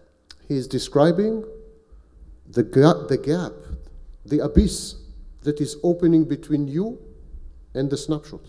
Ezt a szakadékot, ezt a hasadást jelképezi ezzel, ami közted, illetve a pillanatképet között történik. Tátong. At that point, he must get rid of you. És ezen a ponton meg kell, hogy szabaduljon tőled. Must get rid of you. Meg kell, hogy szabaduljon tőled. Because the snapshot matters to him much more than you. Mert számára sokkal fontosabb ez a He's pillanatkép. protecting the snapshot. Ő ezt a pillanatképet védi. He has zero tolerance for abandonment. Semmilyen, nem tudja eltűrni semmilyen mértékig az elhagyást. Zero tolerance for loss. Egy nulla értéke. Because he is a baby. Mert ő egy csecsemő, nem tudja It's a tolerálni baby. ezt. Baby with no object constancy. Ő egy csecsemő, akinek nincsen tárgyalósága. So he gets rid of you. És ezért megszabadul tőled. How to get rid of you? És hogyan lehet megszabadulni tőled? By devaluing you. Azzal, hogy leértékel téged. How to justify to himself that he idealized you yesterday and is devaluing you today. És hogyan tudja maga számára megideologizálni, hogy tegnap még idealizált, ma pedig leértékel. What? He made a mistake? Talán rosszul ítélt meg, hibát vétett? When he idealized you, was he mistaken? Tévedett, amikor idealizált? No way. Narcissist is never mistaken. Ez nem lehetett. Egy narcisztikus tévedhetetlen. You changed. Te változtál meg. You are not the same person. Te már nem vagy ugyanaz az ember. The person he's devaluing is not the person that he idealized. Akit leértékel, az már nem ugyanaz az ember, mint akit idealizált. So this mechanism, which is technically known as introjection, this mechanism explains the cycles. És ez az introjekciónak is nevezett jelenség megmagyarázza ezeket a ciklusokat. What is the technique? So everything I'm telling you, there is a technique. Mi a technika? Mert minden, amit mondok, minden mellé jön egy technika is. The technique is to animate the snapshot. A trükk az, hogyha az ember úgy tesz, mintha ez a pillanatkép lenne. Remember, the narcissist has in his mind a representation of you as you used to be, let's say, when you met. Ne felejtsd el, egy narcisztikusnak ott lesz az elmélében az a pillanatkép, amit akkor készített rólad, mikor megismerkedtetek. So you have two options. A két opciód van. To go back to that time and become who you used to be. Vagy visszamész oda, és azzá válsz ismét, aki akkor voltál. To give up on your personal progress and development. És feladod a saját fejlődésedet és lehetős fejlődésedet. You will be shocked how many partners do exactly this. Meglepődnétek, hogyha tudnátok, hány partner, hány társ teszi ezt. They started to study in the university, they stop. Elkezdtek egyetemen tanulni, és abba hagyták. They are successful in business, they close the business. Sikeres vállalkozásuk volt, és beszüntették, és így tovább, és így tovább. They unwind the changes. Visszatekerik ezeket a változtatásokat. That's one technique. Ez az egyik lehetőség. The second technique is what we call brinkmanship. It's to animate the snapshot to extreme. That means to challenge the snapshot. What was the name of the technique? Brinkmanship. Brinkmanship is to walk on the edge. A másik technika pedig egyfajta élenperemen járást, késélen táncolást jelent, melynek során az ember megpróbálja ezt a képet megváltoztatni, és kihívást jelent ennek a képnek. To provide the narcissist with a new snapshot. És hogy egy új pillanatképet adjon a narcisztikus számára. But how can you do that? De hogyan lehet ezt megtenni? He already has a snapshot of you. Már van egy képe a zsebében. By not being you. Ami nem te vagy. You must change so radically and dramatically that the narcissist will have the feeling that he had just met a new partner. Annyira radikálisan kell viselkedned, hogy a narcisztikus úgy kell, hogy érezze, hogy egy új embert ismert meg. Change everything from hairstyle to clothing to lovers to, behave totally differently, different priorities, different everything. Legyél egy teljesen más ember, új szeretőid, új hajad, viselkedj teljesen más, homlok egyenest ellenkezőleg, mint addig. And the narcissist will say, wow, I'm falling in love with you again. You're so different. És a narcisztikus erre azt fogja mondani, hogy wow, hát ismét szerelmes leszek beléd, annyira különböző vagy, mint voltál. I've had couples restart sex after 15 years. Voltak párok nálam, akik 15 év után nekiálltak újra szeretkezni. I've had divorced couples who went back to living together with this technique. Ezzel a technikával láttam olyan elvárt házastársakat, akik újra együtt élnek. I want to leave you some time to ask questions. És szeretnék That's why I'm looking at my watch. Csak azért néztem meg az órámat, mert a kérdezőnek When did we start? What time we started? What time did we start the lecture? Anyone is still alive? Mikor kezdtük az előadást? 5:15? No, we have time. Okay, because I want to leave place for lectures. For questions. Akkor még lesz időnk majd a kérdésre. Next thing you should know. Következő dolog, amivel fontos tisztában lenni. Narcissism feels to the narcissist like religion feels to an extreme American fundamentalist. A narcizmus azt jelenti a narcisztikus számára, mint amit a vallás egy amerikai fundamentalista számára. Or a member of ISIS. Vagy egy ISIS terrorista számára. Narcissists are religious fanatics. A narcisztikusok lényegében vallási fanatikusok. They are members of a very special religion. Egy nagyon különleges vallás hívei. This religion has one God and one worshipper. Ennek a vallásnak egy istene van és egy hívője. And it's the only religion in the world where the God is the worshipper. És ez a világ egyetlen vallása, ahol az Isten egybeesik a hívővel. But the inner experience, the emotional correlate, the cognitive aspects are utterly identical to a religious experience. I want you to know that. Fontos, hogy tudjátok, hogy ennek a belső oldala, tehát az érzelmi, illetve kognitív, tudatos oldala teljesen átfed a vallási élményekkel, tapasztalatokkal. Let us try to understand why. És próbáljuk meg megérteni, hogy miért. It's my favorite topic, so I don't care if you are not interested. Ez a kedvenc témám, szóval most nem fog érdekelni, hogyha titeket nem érdekel. To live with a narcissist, to be with a narcissist, is to be member of a cult. Narcisztikussal együtt lenni és együtt élni lényegében egyenértékű egy szektatagsággal. The narcissist is the leader of the cult, and you are the member. A narcisztikus a szekta vezetője, és te pedig tagja vagy. The narcissism religion is missionary. Narcizmus, mint vallás, egy terjeszkedő, egy misszionáris jellegű vallás. Christianity sent missionaries in the 19th century to Africa. 19. században a kereszténység misszionárisokat, hittérítőket küldött Afrikába. To convert the natives. Hogy az ottani benszülötteket megtérítsék. The natives were happy. Some of the missionaries were tasty. Sorry, could you please repeat? The natives were happy. Some of the missionaries were tasty. És a benszülöttek nagyon boldogak voltak, ugyanis kifejezetten jó ízűek voltak a misszionáriusok. But exactly like Christianity sent missionaries to Africa to convert the natives, Exactly in the same way, the narcissist is trying to convert you to his religion. De nagyon hasonló módon ahhoz, ahogy a keresztények Afrikába hittérítőket küldtek, a narcisztikus is megpróbál megtéríteni téged, hogy imádd őt. What is narcissistic supply? Mert mi is ez a narcisztikus forrás? It's to worship the narcissist. A narcisztikusnak az istenítése. When the narcissist is asking you to give him supply, he is asking you to worship his God, him. Amikor narcisztikus forrást igényel és kér tőled, akkor arra kér meg, hogy imádd az Istenét, őt.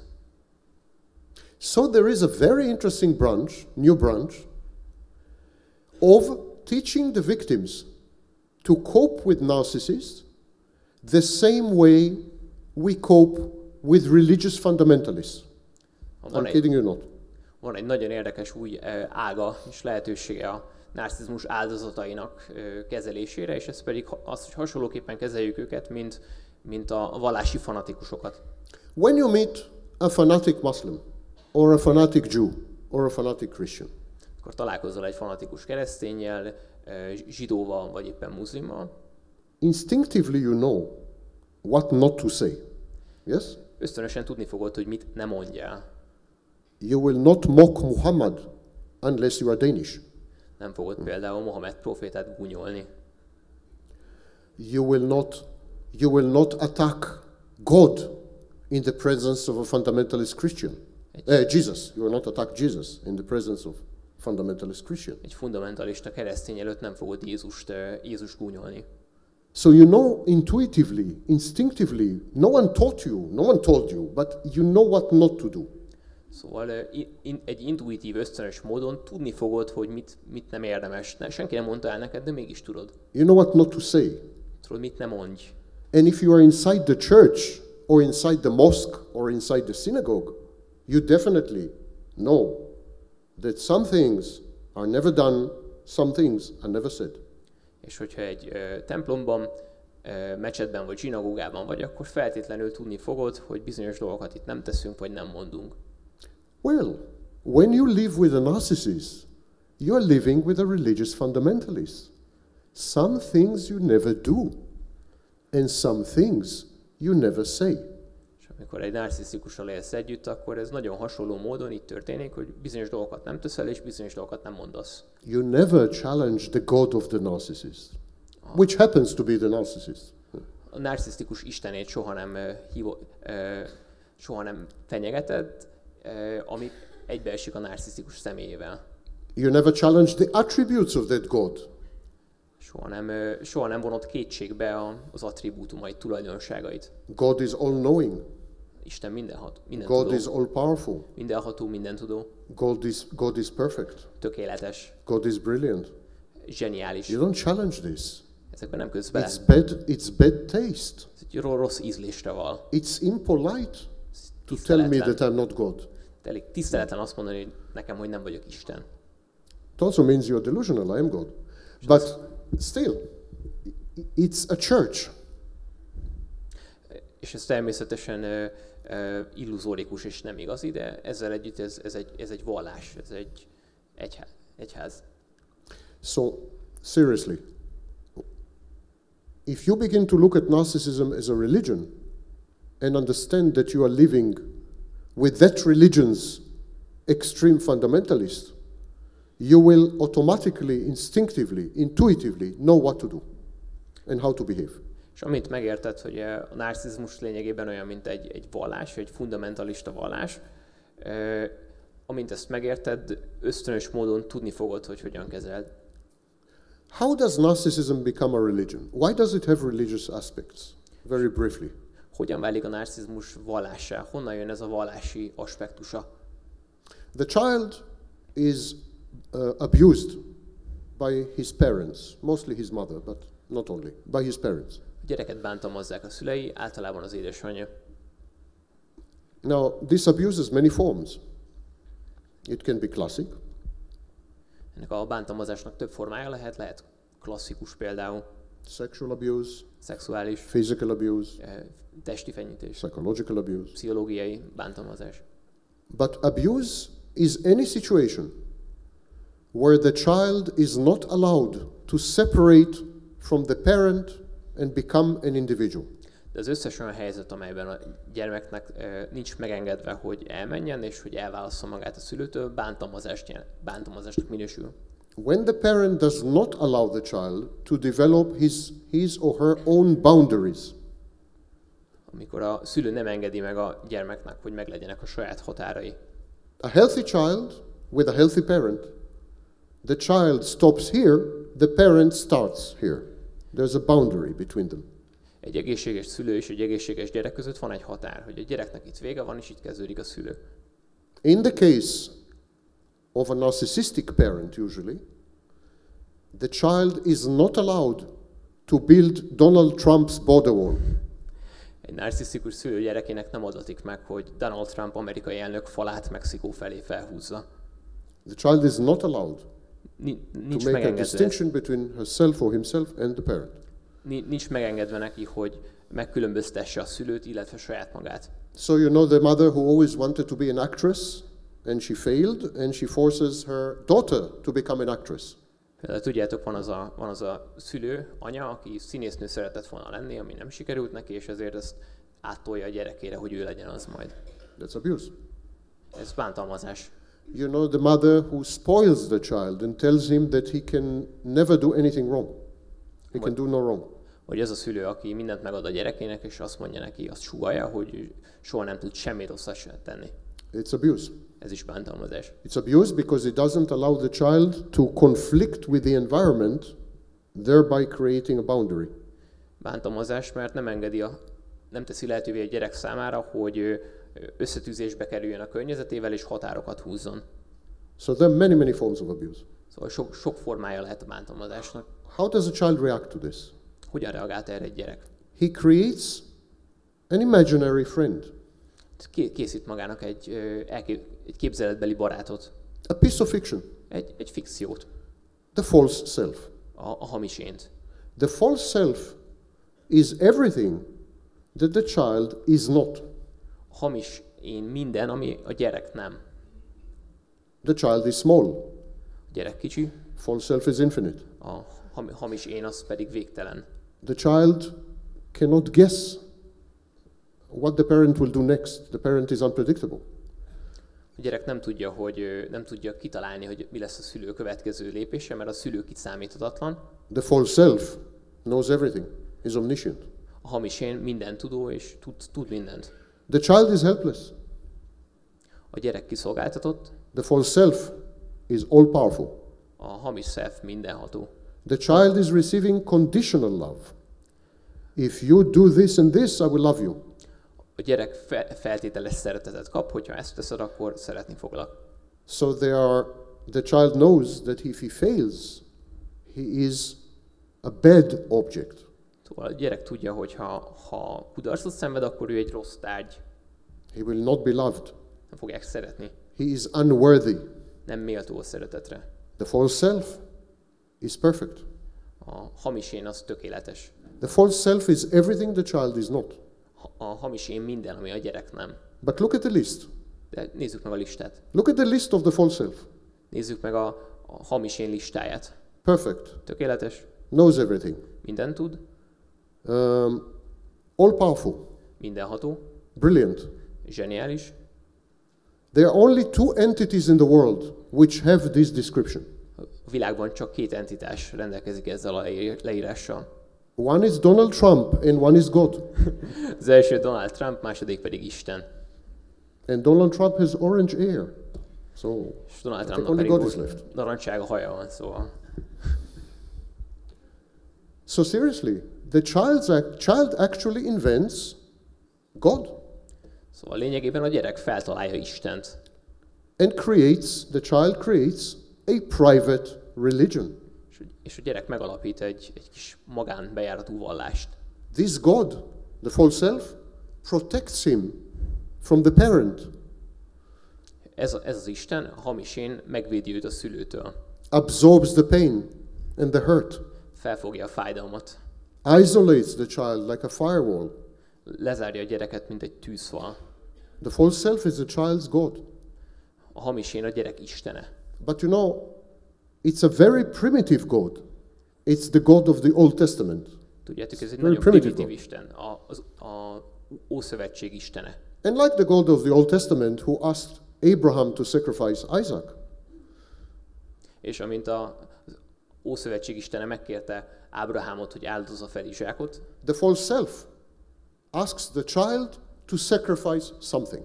a hamis én is megkéri a gyereket, hogy áldozzon fel valamit. The false self is a God A hamis én egy Isten, and wants human sacrifice. és emberáldozatot akar. But what human sacrifice? What can the child sacrifice? De ki tud feláldozni a gyerek? Who can the child sacrifice? Kit lehet feláldozni? Himself. Saját magát. Only himself. Csak is saját magát. That's precisely what the child does. És a gyerek pontosan ezt teszi. He sacrifices himself to this new God, the false self. És feláldozza magát ennek az Istennek, a hamis énnek. He sacrifices his true self Az to igazi, the false self. az igazi énjét feláldozza a hamis énjének. He worships the false self. Imádja a hamis ént. But the false self is a very greedy and hungry God. De a hamis én az egy rendkívül mohó Isten, éhes Isten. And like the Moloch, one human sacrifice is not enough. Mint a Molochnál, egy ember nem elég áldozatnak. This God demands additional human sacrifices. További ember áldozatokra van szükség. And this is where I'm happy to say, you come in. És itt van az, hogy azt állíthatom, hogy itt jöttök ti a képbe. You are these additional human sacrifices. És ti vagytok ezek a további ember áldozatok. The narcissist has to sacrifice you to the false self. A narcisztikusnak fel kell áldozni a titeket a hamis én oltárán. And this is precisely why in 1995 I coined the phrase narcissistic abuse. És pontosan ebből az okból kifolyólag alkottam meg 1995-ben a narcisztikus bántalmazás kifejezést. Why did I need to say narcissistic abuse? Why not abuse? Mert kellett elé tenni azt, hogy narcisztikus. Because narcissistic abuse is total. Mert a narcisztikus bántalmazás az teljes, totális. The narcissist's only way to sacrifice you to the false self is to eliminate your separate existence. Az egyetlen mód, amely során a narcisztikus téged feláldozhat az Istene oltárán, az az, hogy teljesen megszüntet téged. The narcissist must annihilate you. És meg kell semmisítenie téged. The narcissist's abuse is not functional or instrumental. It's existential. Ez nem egy funkcionális vagy instrumentális bántalmazás, hanem egzisztenciális. You must die so that the narcissist lives. Meg kell halnod, hogy a narcisztikus élhessen. You must die so that the false self is gratified and satisfied. Meg kell halnod, hogy a hamis én kielégüljön. Because if the false self is not satisfied and not gratified, the narcissist will not exist. Mert hogyha ez a hamis én nincs kielégítve, akkor a narcisztikus nem fog létezni. So ladies and ladies, when you team up with a narcissist, it's either him or you. It's a war to death. One of you must die. Szóval hölgyeim és hölgyeim, hogyha összeállnak egy narcisztikussal, ez egy halálig menő viada, vagy ő marad életben, vagy ti. At least psychologically. Legalábbis pszichológiai értelemben. Indeed, victims and intimate partners of narcissists describe a feeling of inner death. A narcisztikusok áldozatai egyfajta belső halál élményéről számolnak be. It's very interesting because there was a scholar by the name of Otto Kernberg. Nagyon érdekes, mert volt egy Otto Kernberg nevű tudós, aki In 1975, Kernberg invented the diagnosis of borderline personality disorder. Ő alkotta meg 1975-ben a borderline személyiségzavar diagnosis? Borderline personality, they all know. A diagnózist. Borderline personality disorder.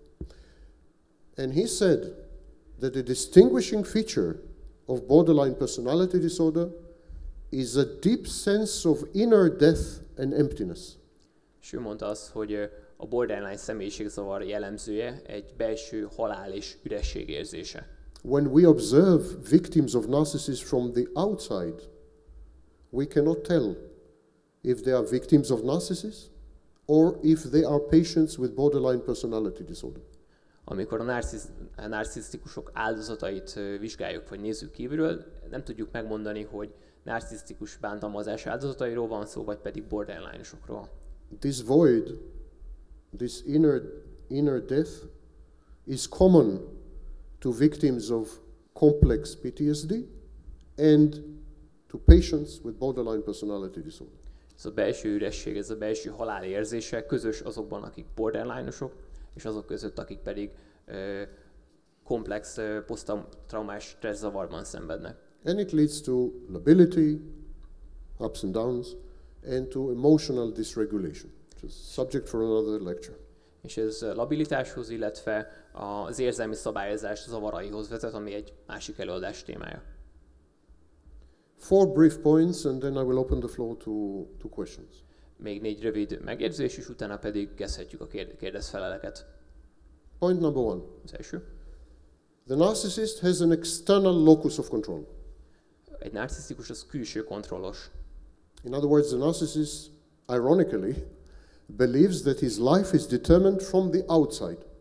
Ironikus módon egy narcisztikus azt hiszi, hogy az ő életét külső események határozzák meg. Consequently, the narcissist blames everything on the outside. És ennek megfelelő módon egy narcisztikus mindent a külvilág rovására ír. And this is known as alloplastic defense. Ezt hívják alloplasztikus énvédelemnek. So this is the sequence. My life is determined from outside, so I'm not responsible. Szóval így néz ki ez a sorminta, az életemet külső tényezők határozzák meg, ezért nekem nincs felelősségem. It's not my fault. Nem az én hibám. Not guilty. Nem vagyok bűnös. They did it. Ők csinálták. He did it. She did it. Ők. Not me. Nem én. So, locus of control is external, defense is alloplastic. Szóval a külső kontroll mellé egy alloplasztikus védelem társul. Énvédelem. This is very interesting for you, because if you are willing to play a kind of dangerous game, you can become the narcissist's locus of control. Ez azért nagyon fontos számotokra, mert hogyha ezt a veszélyes játékot akarjátok játszani, akkor ti lehettek a külső But you have to be very sharp, astute and know what you're doing. De nagyon-nagyon tiszta kell, hogy a fejetek legyen, és tudjátok, hogy mit csináltok. First of all, you must allow the narcissist to blame you for everything. Allow, encourage it to blame you for everything. Először engedjétek meg a narcisztikusnak, hogy mindent rátok kenjen. So you come to the narcissist, it's my fault, I made a mistake, it was wrong, I shouldn't have done it, oh, poor you, you're suffering because of me, etc., etc., etc., etc. Szajkózzátok nekik, hogy igen, az én hibám volt, ne haragudj, annyira sajnálom. This has 2 beneficial effects. Ennek 2 előnyös hatása van. If you say it, the narcissist doesn't have to say it. Hogyha te mondod ki, akkor nem neki kell. It reduces the abuse. Ez csökkenteni fogja a bántalmazást. But much more importantly, de a másik sokkal fontosabb. Gradually, the narcissist, out of convenience, will begin to regard you as the locus of control. Egy idő után kényelmi szempontok alapján a narcisztikus téged fog a külső kontroll forrásaként tekinteni. It's the external locus of control. Te leszel a külső kontroll pontja, fókusza. And he will become extremely codependent on you. És rendkívüli módon függővé válik tőled. It's totally counterintuitive technique, but it works. Ez borzasztóan ellene megy az ember zsigeri megérzéseinek, de működik. Narcissist will say to himself, everything that's bad is her fault. Probably everything that's good is her fault. Probably everything is her fault. Probably she controls everything. It's a kind of a conspiracy theory. He will develop a kind of conspiracy theory. Don't forget, the narcissism is a religion. Ki fog alakulni benne egyfajta összeesküvés elmélet, hogy mivel minden rossz dolog a te hibád, ezért minden jó dolog is a te hibád, igazából minden a te hibád, és itt jön be az, hogy a narcissizmus nagyon hasonló egy valláshoz. And you can apply for the job of God. És bejelentkezhetnek az Isten szerepére, mint egy állásra. All you need is a long white beard. Már csak egy fehér kaporszakál kell mellé. Okay, next point, magical thinking. Következő pont a mágikus gondolkodás. one of the reasons no therapy works with narcissists, all therapies fail with narcissists, Az egyik oka annak, hogy a narcisztikusokon lényegében megbukik az összes terápiás módszer. possibly the reason, the major reason, Valószínűleg ez az egyik fő oka.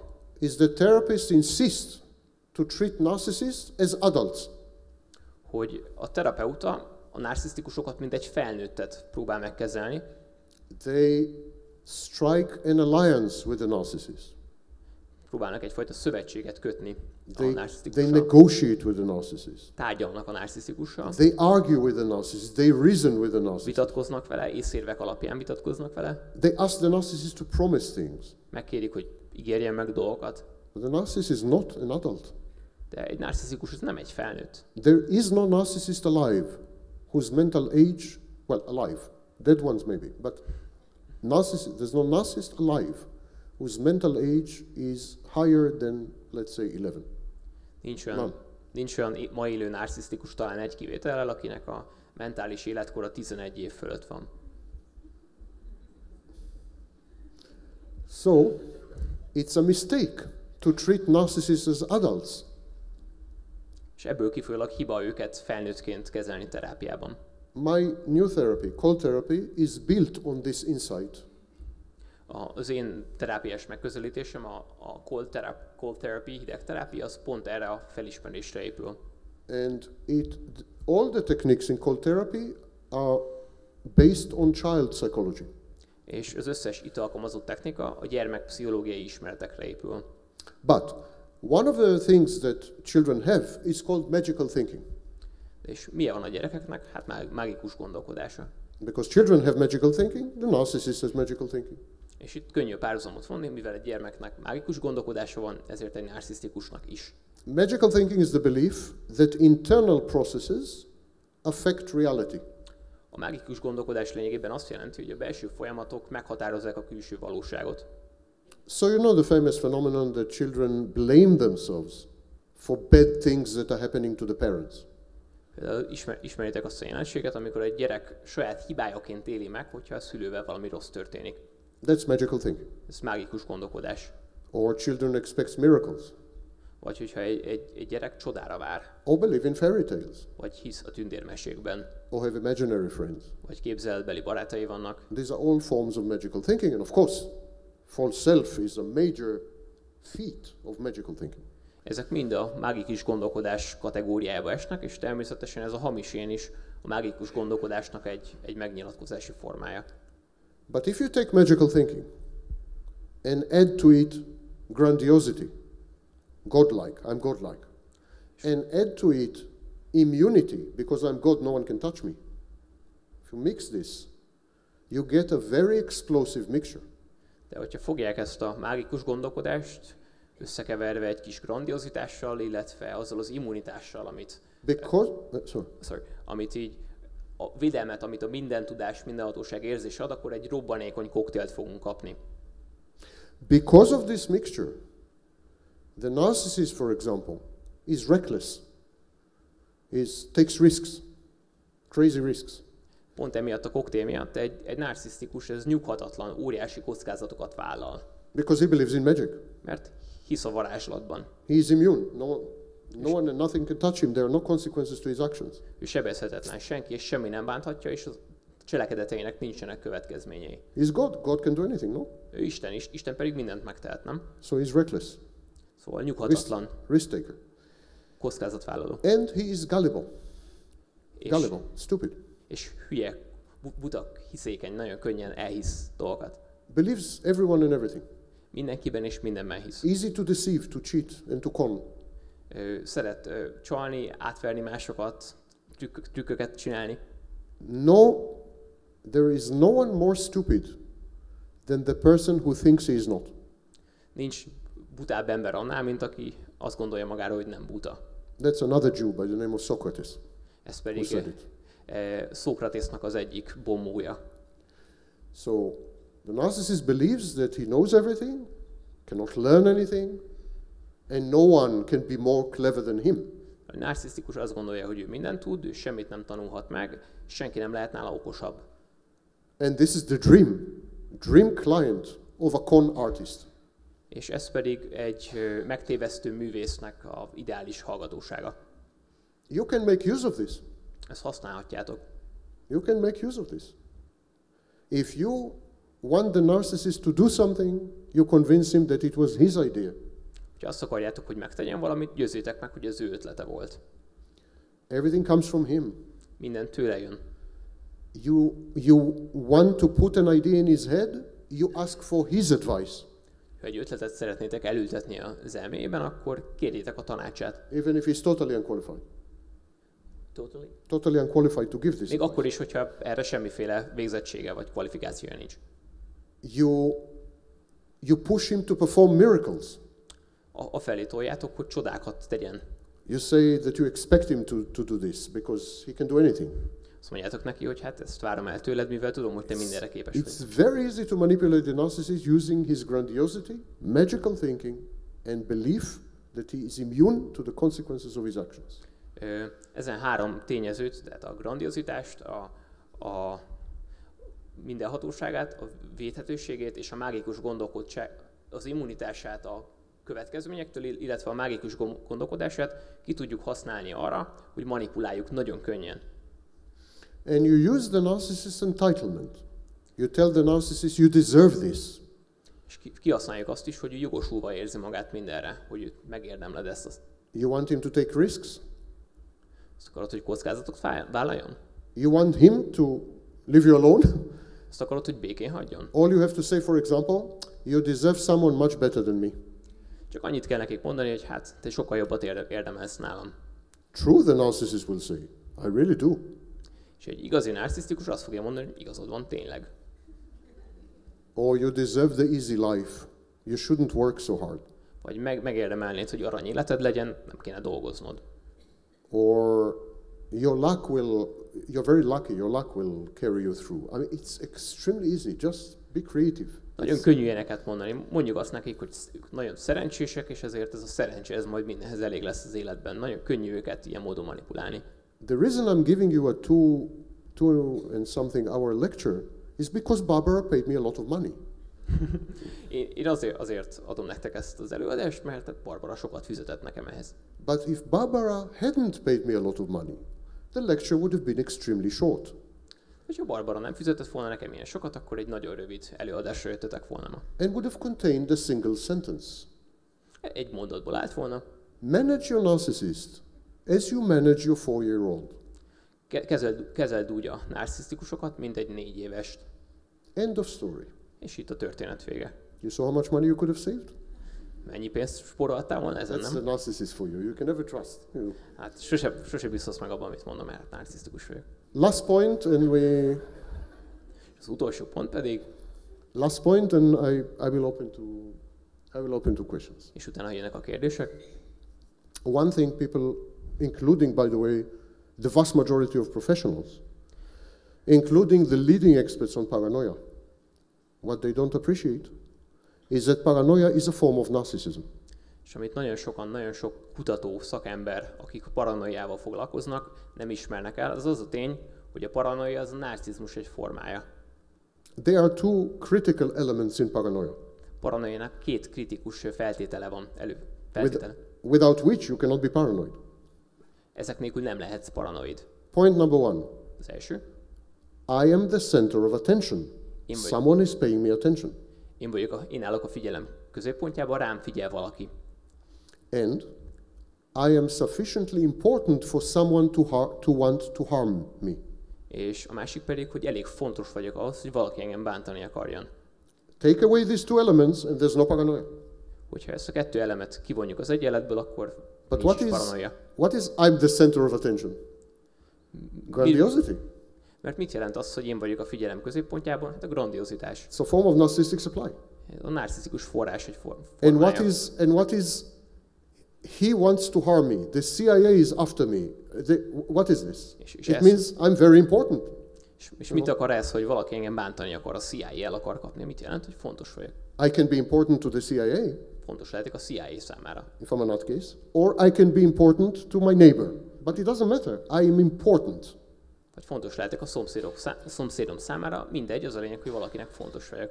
my neighbor is sitting at night obsessed thinking how to kill my dog, you know.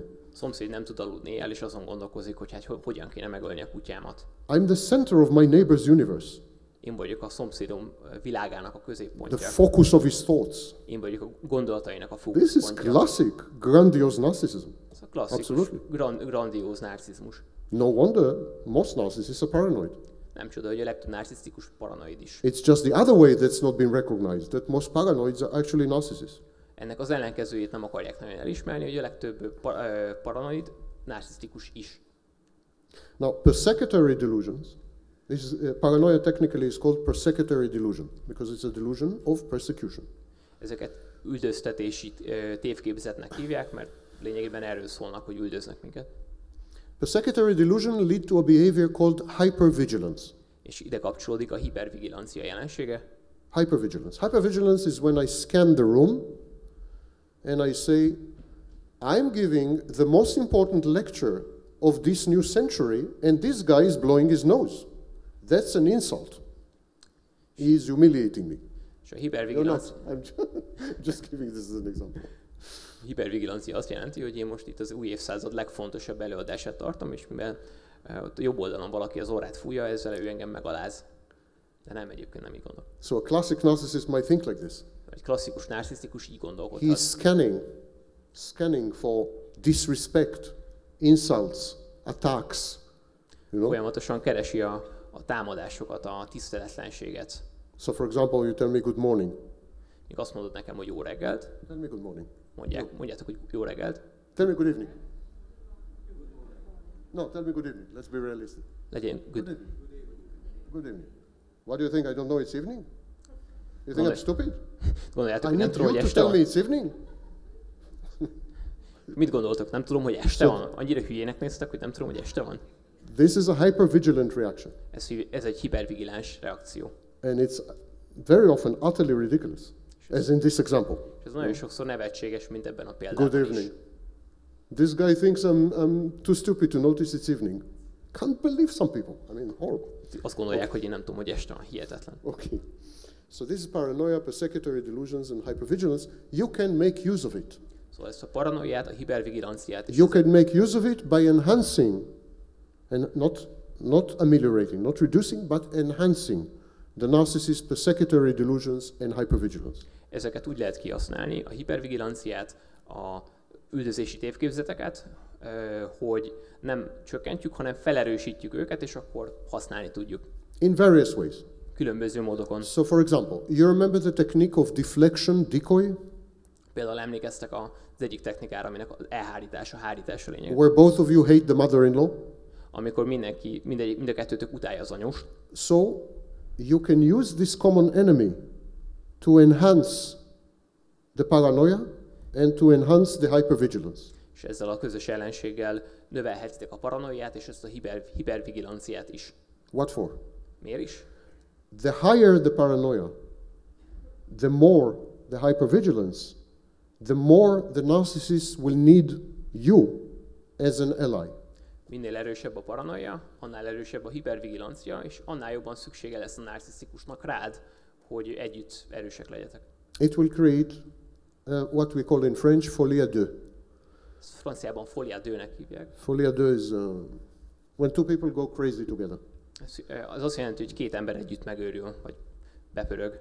So both of you will be in this paranoid persecutory delusion and you will feed it and the narcissist will get closer and closer to you. Szóval itt mind a ketten tápláljátok ennek az üldözési tévképzetnek így a lángját, és ezzel a narcisztikus közelebb és közelebb kerül hozzád. This is very common in communities, for example, like the militias. The militias, paramilitary militias in the United States, in the Appalachian Mountains and so on. Ez a milíciáknál, paramilitáris szervezeteknél, például az Appalach-hegységben egy nagyon gyakori jelenség. It's common in some terrorist organizations. For example, we have psychological studies of the Carlos terrorist organization in the 70s, and Baader-Meinhof and the Red Guards in Italy. And in all these, there were women and men in cells. And they had this dynamic going.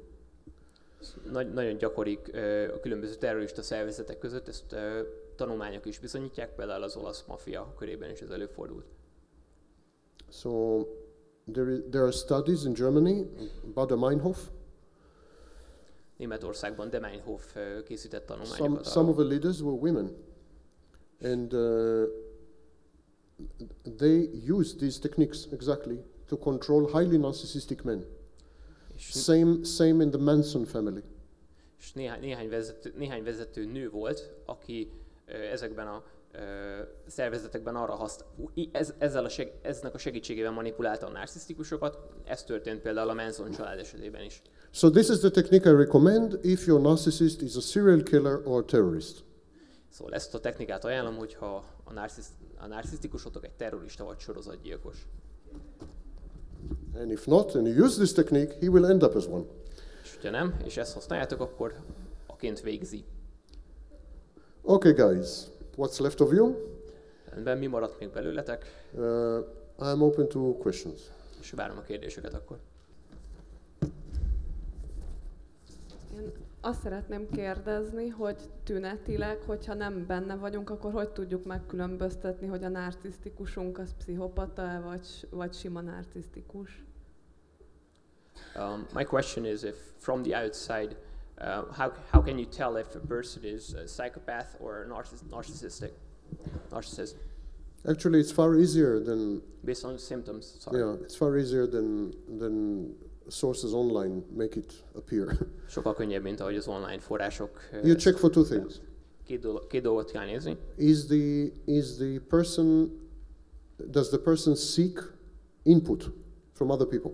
Keresi a személy a külvilágtól az inputot. The vast majority of psychopaths are totally uninterested in other people. A pszichopaták nagy részét nem érdeklik más They would emberek. not solicit narcissistic supply. Nem fogják kérni, igényelni a narcisztikus forrást. Narcissists are pro-social. És a narcisztikusok pedig szociálisok, természetükből fogódva. That's why many of them end up managing corporations, running countries, because they work with other people. És ezért kötnek ki sokan mondjuk vezérigazgatói pozíciókban, vagy miniszterelnökként, mert ők alapvetően emberekkel. Majority of psychopaths, not all, but majority of psychopaths are lone wolves. A pszichopaták nagy része pedig magányos farkas. They have pronounced narcissistic traits. Vannak kiemelt narcisztikus vonásaik. But this is missing. They are not interested in narcissistic supply. De ez a rész hiányzik, nem érdekli őket a narcisztikus forrás. Second thing. Második. Narcissist is diffuse, all over the place. Egy narcisztikus az diffúz, minden össze-vissza van. So for example, if the conversation is about politics, he knows about politics, then it's science, he knows science, then it's medicine, he's an expert on medicine, then he's all over the place. Például akármi a téma, legyen az politika, orvostudomány, ő mindenről mindent tud. And it leads nowhere beyond narcissistic supply. He gets supply, he's happy, this is it. It's clear that this is what he wants. És amikor megkapja a narcisztikus forrást, akkor egyértelmű, hogy ő ezt szeretné, erre vágyik. Psychopath is goal-oriented.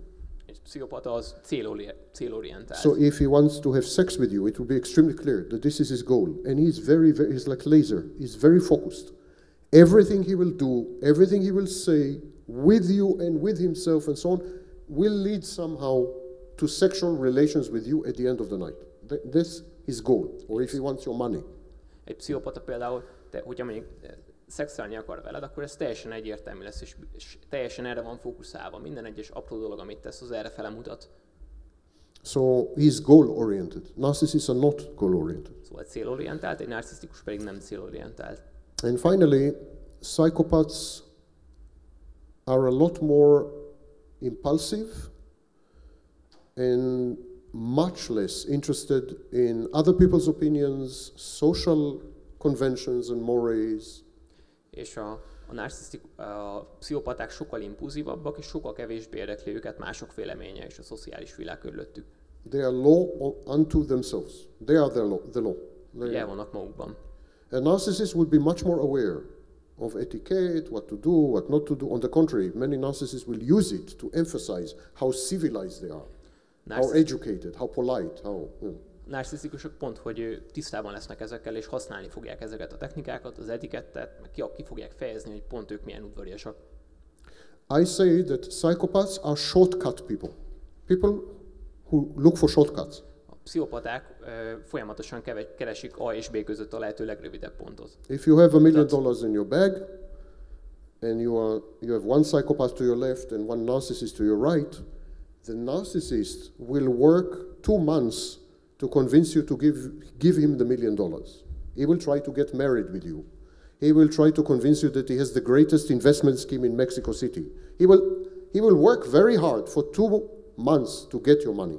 Hogyha van nálad egy táska $1 millió, és a jobb oldalodon egy narcisztikus, a bal oldalon pedig egy pszichopata ül. And he will not try to get your money because he wants your money, but he will try to get your money for narcissistic supply. For example, that he controls you. Képes lesz 2 hónapot dolgozni azért, hogy ezt megszerezze, meggyőz, hogy ő a legjobb befektető széles a világon, megteszi a lépéseket, és ezt nem azért fogja tenni, hogy megszerezze a pénzedet, hanem hogy ebből narcisztikus forrást merítsen. Getting your money is proof that he succeeded to control you. That's the supply. A pénz megszerzése azt bizonyítja, hogy kontrollja van feletted, és ez a narcisztikus forrás. Ironically, the minute he gets the money, he will lose interest in you and the money. Ironikus módon, amint megszerzi a pénzt, többé már sem a pénzt, se te nem érdekled. So it's the chase, the process. Szóval ez The psychopath on your left will most probably shoot you in the head and take your bag. A másik oldalon lő pszichopata valószínűleg egyszerűen fejbe lő, fogja a For zsákot és $1 feláll. million, even I would consider this. So $1 millió még én is megfontolnám. the psychopath is goal-oriented and goes through shortcuts, antisocial shortcuts, criminal in many cases. A pszichopata az célorientált, rövidítéseket fog keresni, és sokszor emiatt bűnözővé válik. By the way, you know, I hope all of you know that there is no such thing as psychopath and no such thing as sociopath. Remélem, hogy mind tudjátok, hogy se pszichopaták, sem szociopaták nem léteznek. These are media labels. They are not clinical diagnosis. Ezek nem klinikai diagnózisok, ezeket csak a média használja így. We don't use these terms in university. Az egyetemen nem használjuk ezeket We're a a lecture, for kifejezéseket. example. So there is a group of people who are trying to promote psychopathy to be a diagnosis, a separate diagnosis. Van egy csoport, akik próbálják a pszichopatológiát, a pszichopátiát diagnózissá tenni.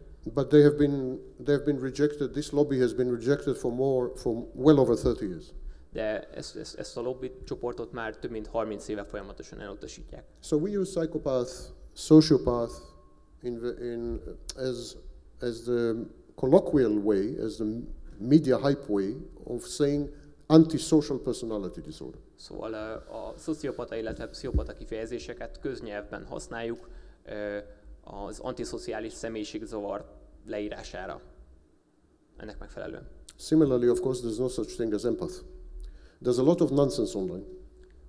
Ennek megfelelően nincsen empata sem. A lot of nonsense online. It's a sewer.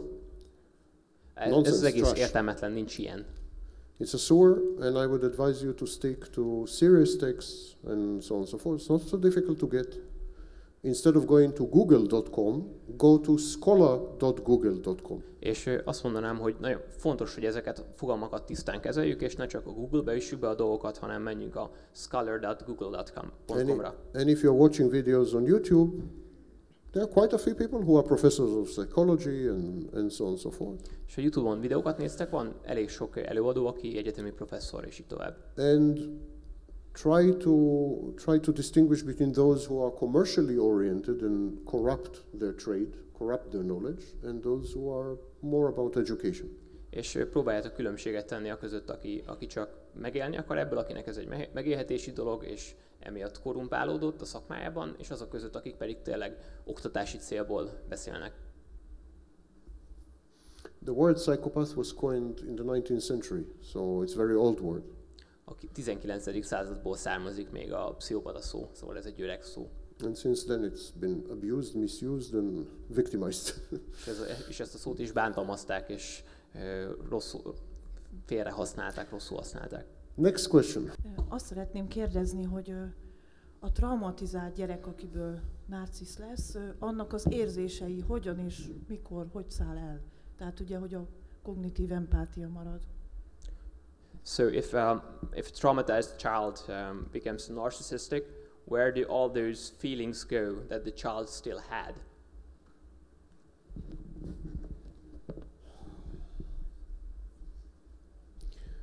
Again, unfortunately, most people are informed by very old knowledge or very wrong knowledge. Sajnálatos módon a legtöbb embernek régi és téves információi vannak ezzel a kérdéssel kapcsolatban. We no longer, very long time already, we no longer make distinction between cognitions and emotions, between thoughts and emotions. Nagyon régóta nem teszünk különbséget a gondolatok és az érzések között, a kogníciók, illetve érzések között. Today we regard emotions as cognitive processes. A jelenlegi tudásunk szerint az érzéseket kognitív folyamatoknak tekintjük. Which involve multitude of sensa, input from the senses, ami magában foglalja a szenzoros inputokat, bemeneteket, but also thoughts. az észlelést, illetve a gondolatokat egyaránt. So it's not that when the child is, the average age of creating the false self is 4. Átlagosan 4 éves kor körül alkotják meg a gyerekek ezt a hamis ént. By age 4, it's not that the child has emotions and he must somehow bury them or suppress them. 4 éves korra már nem az van, hogy a gyereknek vannak érzései, amiket próbál eltemetni vagy elnyomni. The child has thoughts. A gyereknek gondolatai vannak. Some of these cognitions, some of these thoughts, Ennek egy része kogníció, azaz gondolat, have emotional content. és ezeknek a gondolatoknak van érzelmi töltete, tartalma. And in the old classification, we will call them emotions. A régi felosztásban ezeket hívtuk érzelemnek. But they're thoughts. De ezek gondolatok. There's only thoughts. Csak gondolatok We léteznek. have nothing but thoughts. Gondolatokon kívül nincsen semmi. And thoughts can be suppressed, manipulated, reframed, És ezeket a gondolatokat el lehet nyomni, manipulálni lehet, újra lehet fogalmazni. We have this very old image of emotions as something that is immutable, unchangeable. Van ez a nagyon régi képünk az érzelmekről, hogy ezek ilyen változhatatlanok, egyneműek. But if emotions are thoughts, you can do to emotions whatever you do to thoughts. De hogyha gondolatok azok érzelmek, és akkor mindent meg lehet tenni a gondolatokkal, amit az érzelmekkel meg lehet tenni. Consider the thought, I want to kill my husband. Például most nézzük azt a gondolatot, hogy meg akarom ölni a férjemet. Many of you have it. Sokatoknak volt ez a gondolata, But you don't act on it. de nem tettétek meg nyilván. You suppress it, Elnyomod, or repress it, you reframe it, you újra manipulate it keretezed, somehow. valamilyen módon manipulálod. Same thing is exactly with so-called emotions. Ugyanez a dolog történik az idézőjeles érzelmekkel.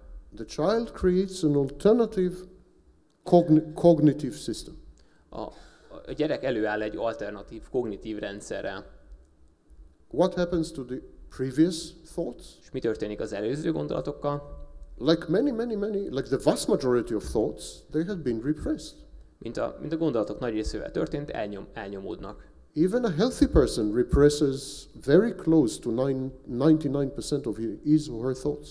Még egy egészséges ember is körülbelül 99%-ot elnyom a So gondolataiból. these are repressed thoughts. Szóval mind elnyomott Now, gondolatok. Freud at the time, when we were all very much younger, said that repressed thoughts maintain energy of some kind. Freud mondta még annó azt régebben, hogy az elfojtott gondolatok egyfajta erőforrást, energiát jelentenek. And this energy erupts somehow. És ez az energia valamilyen módon kitör. Even their thoughts are stored in the unconscious, and the energy of these thoughts drives processes in the unconscious. Ugye a gondolatok a tudattalamban vannak tárolva, és ezeknek az energiája, az elnyomott gondolatok energiája különböző folyamatokat mozgat, hajt.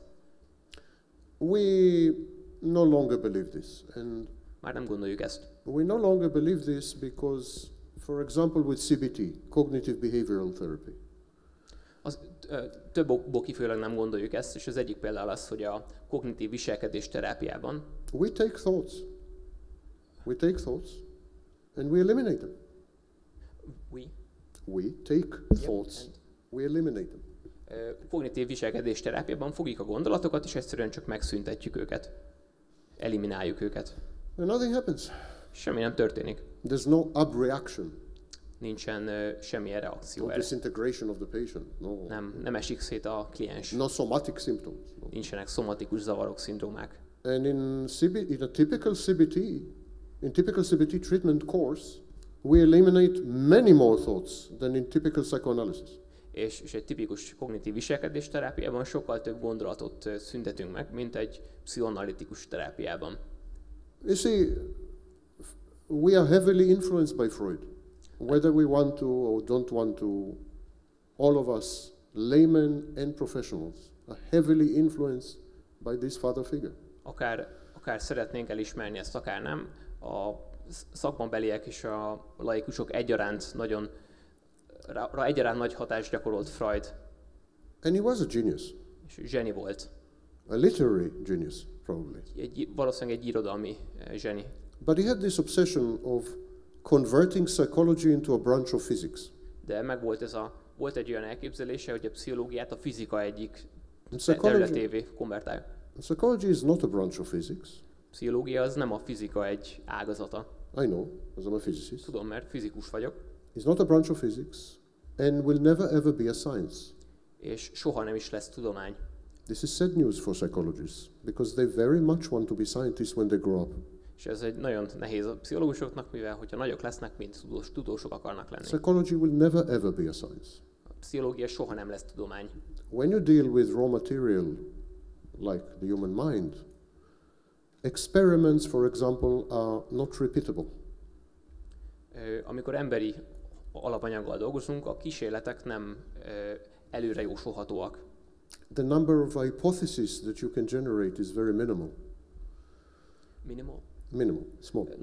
Nagyon minimális mennyiségű hipotézissel tudunk előállni. And the number of variables that you are dealing with is so enormous that there is no method on earth to cope with this.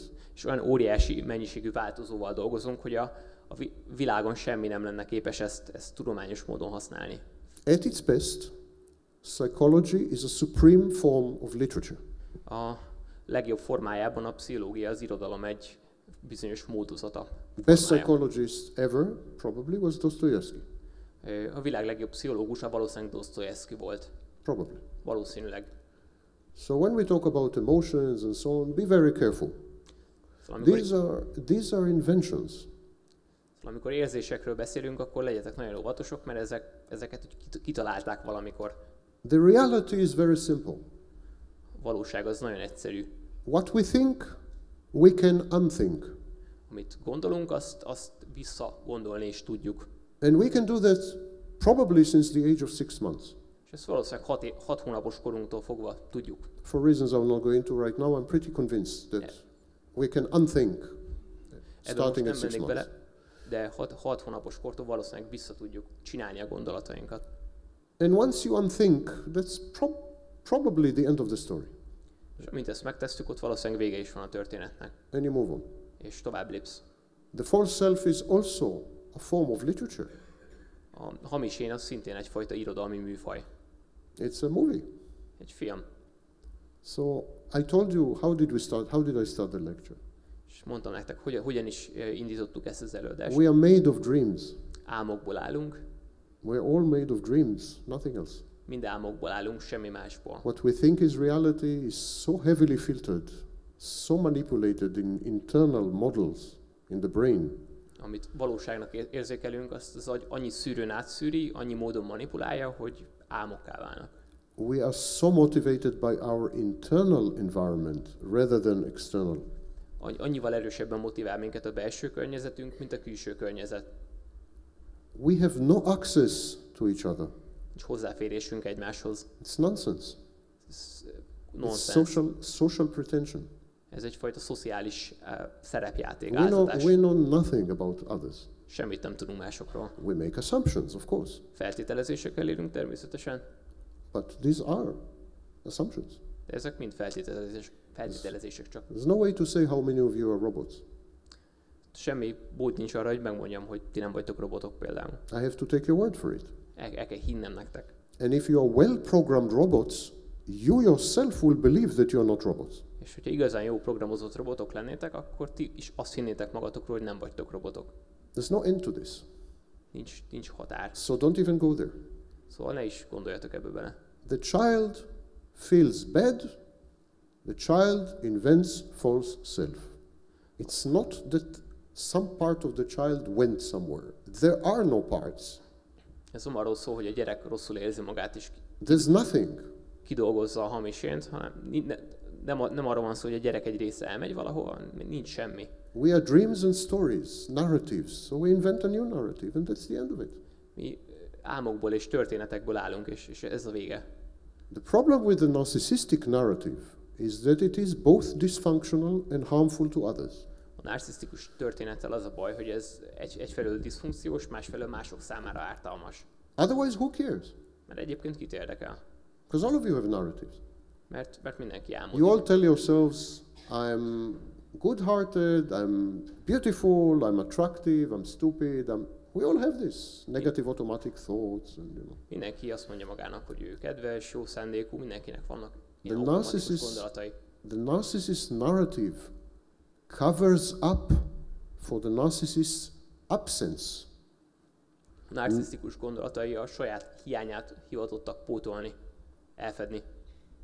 Your narratives discover your existence. My narrative covers up for my absence. A ti narratíváitok, ti történeteitek a saját létezéseteket fedezi fel, míg az enyém pedig a saját hiányomat mutatja ki, fedi el. So in this sense, I am what is called false advertising. Szóval ebben a formában én vagyok a false advertising, az a téves, hamis reklám. Because what's the first thing we inform each other? The first thing. Mi az első dolog, amit mások számára közlünk magunkról? Hello, I exist. Szia, létezem. Forget all the rest. The first thing when you see each other, I exist. Mert ez az első dolog, ami létrejön, amikor valakivel találkozunk. At that very second, I perpetuated deception. Ebben a másodpercben én már ezt fenntartom. Just, I don't know you. You're looking at me? Just by looking at me, I have deceived you. I don't need to do anything. Nem tudom, rám néztél, és már csak azzal, hogy rám néztél, már megtévesztettelek. Because hello, I don't exist. Mert hello, én nem létezem. So this is why we regard narcissism as a pathology. Worry about it. Ezért tartjuk a narcizmust patológiának.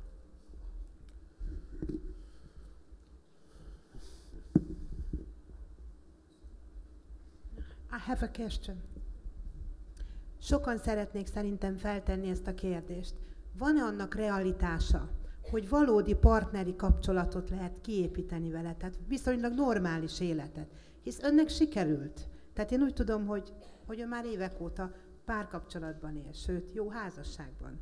Mi volt az ébredés? Mitől jött rá, hogy ön narcisztikus, hisz a narcisztikus jól érzi magát, nem akar változtatni? Mi volt a kiváltó ok? Mi történt? Van-e valami segítség, valódi segítség nekünk, áldozatoknak? Yes. You see, in your language there's already a problem. Narcisztikus is cute, you know. Annyira cuki az, hogy narcisztikus. Narcisztikus. Annyira cuki.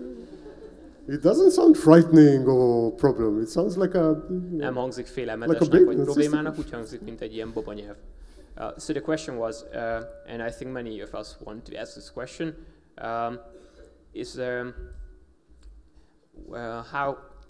what's the positive outcome, or if you take into consideration your story that you're happily married and you somehow awoke to this reality and did something about it, what was your wake-up call, and what is this? What did you do, and what can we do if you want to have a relatively normal life with narcissistic as victims? There's quite a few assumptions in this question. Elég sok felvetést tartalmazott ez a kérdés.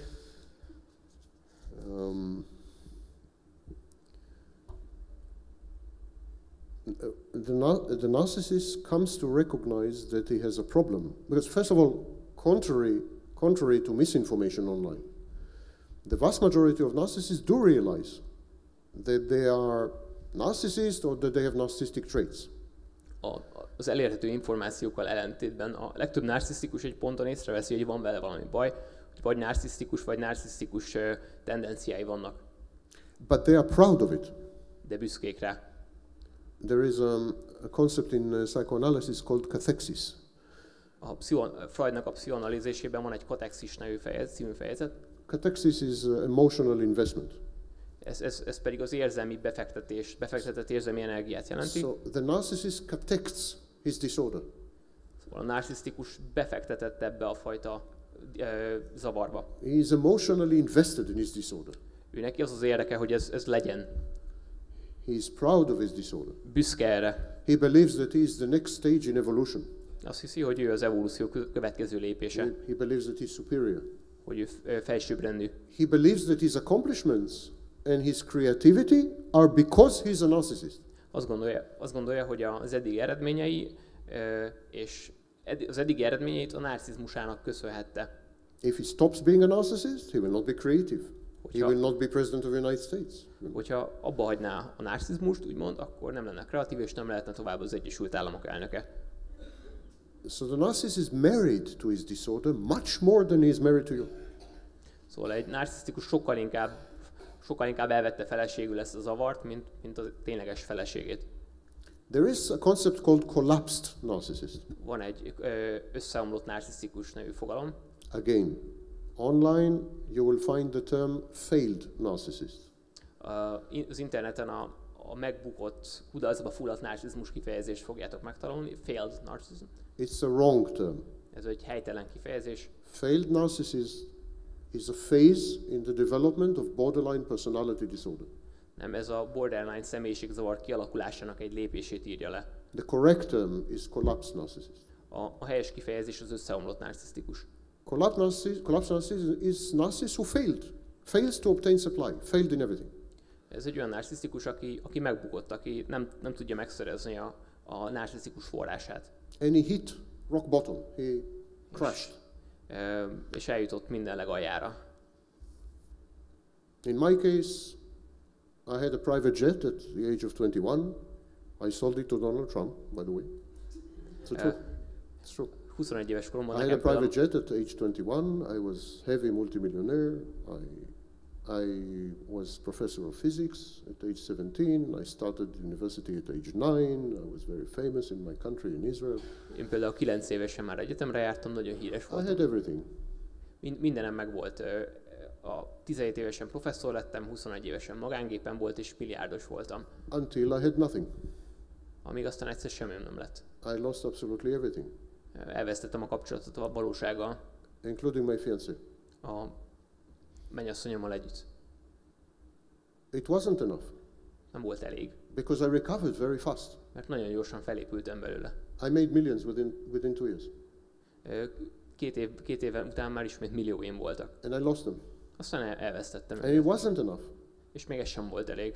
I made millions. Ismét milliókat szereztem. I was arrested. Aztán letartóztattak. And my trial was like 5 years. I was arrested and the trial was 5 years later. Letartóztattak, és a tárgyalás pedig 5 évre rá történt. When I was arrested, they confiscated all my property. Akkor letartóztattak, az összes tulajdonomat lefoglalták. And by the time the trial started, I had $40 million. És mire elkezdődött a tárgyalás, már $40 millió volt. So I had no reason to change.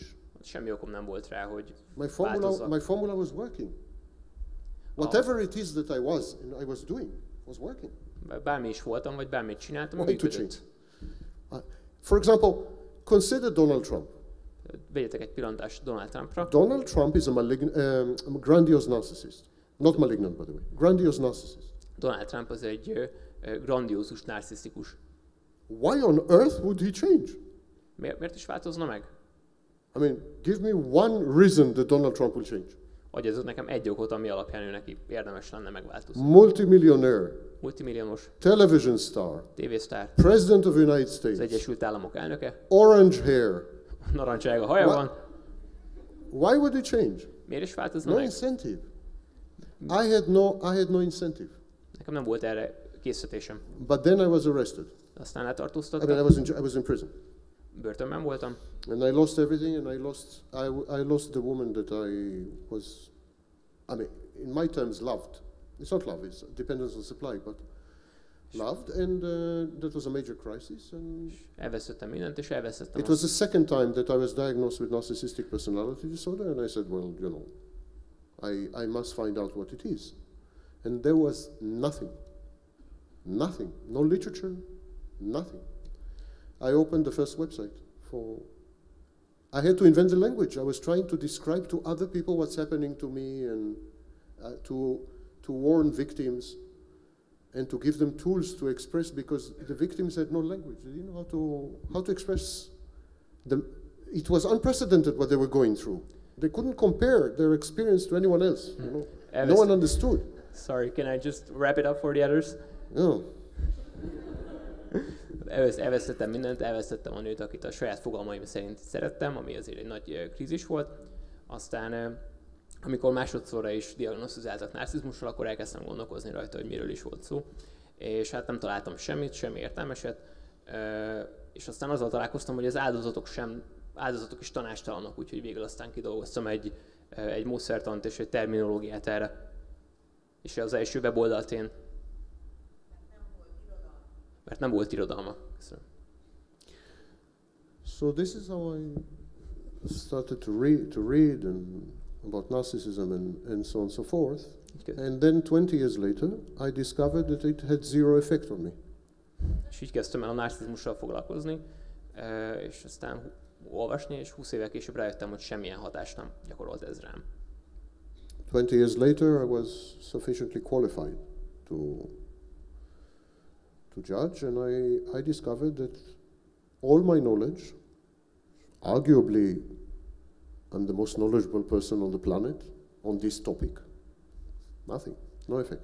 És azt találtam, hogy 20 évvel később, mikor már ha valaki én meg tudtam állapítani, mivel én tudtam erről a témáról akkor a világon a legtöbbet, azt tapasztaltam magamon, hogy mindez a tudás semmilyen módon nem változtatott azon, amilyen vagyok. So I started to develop therapy. There was no one else, nothing else.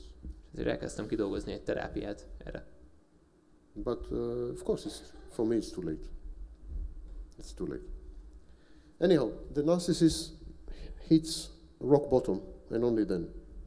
De a lényeg, nekem talán már túl késő, de egy narcisztikus elér mindennek az aljára, és akkor lát valamiféle változás. In July 2016, the famous academic magazine, journal, New Scientist, published in the United Kingdom, had a cover story.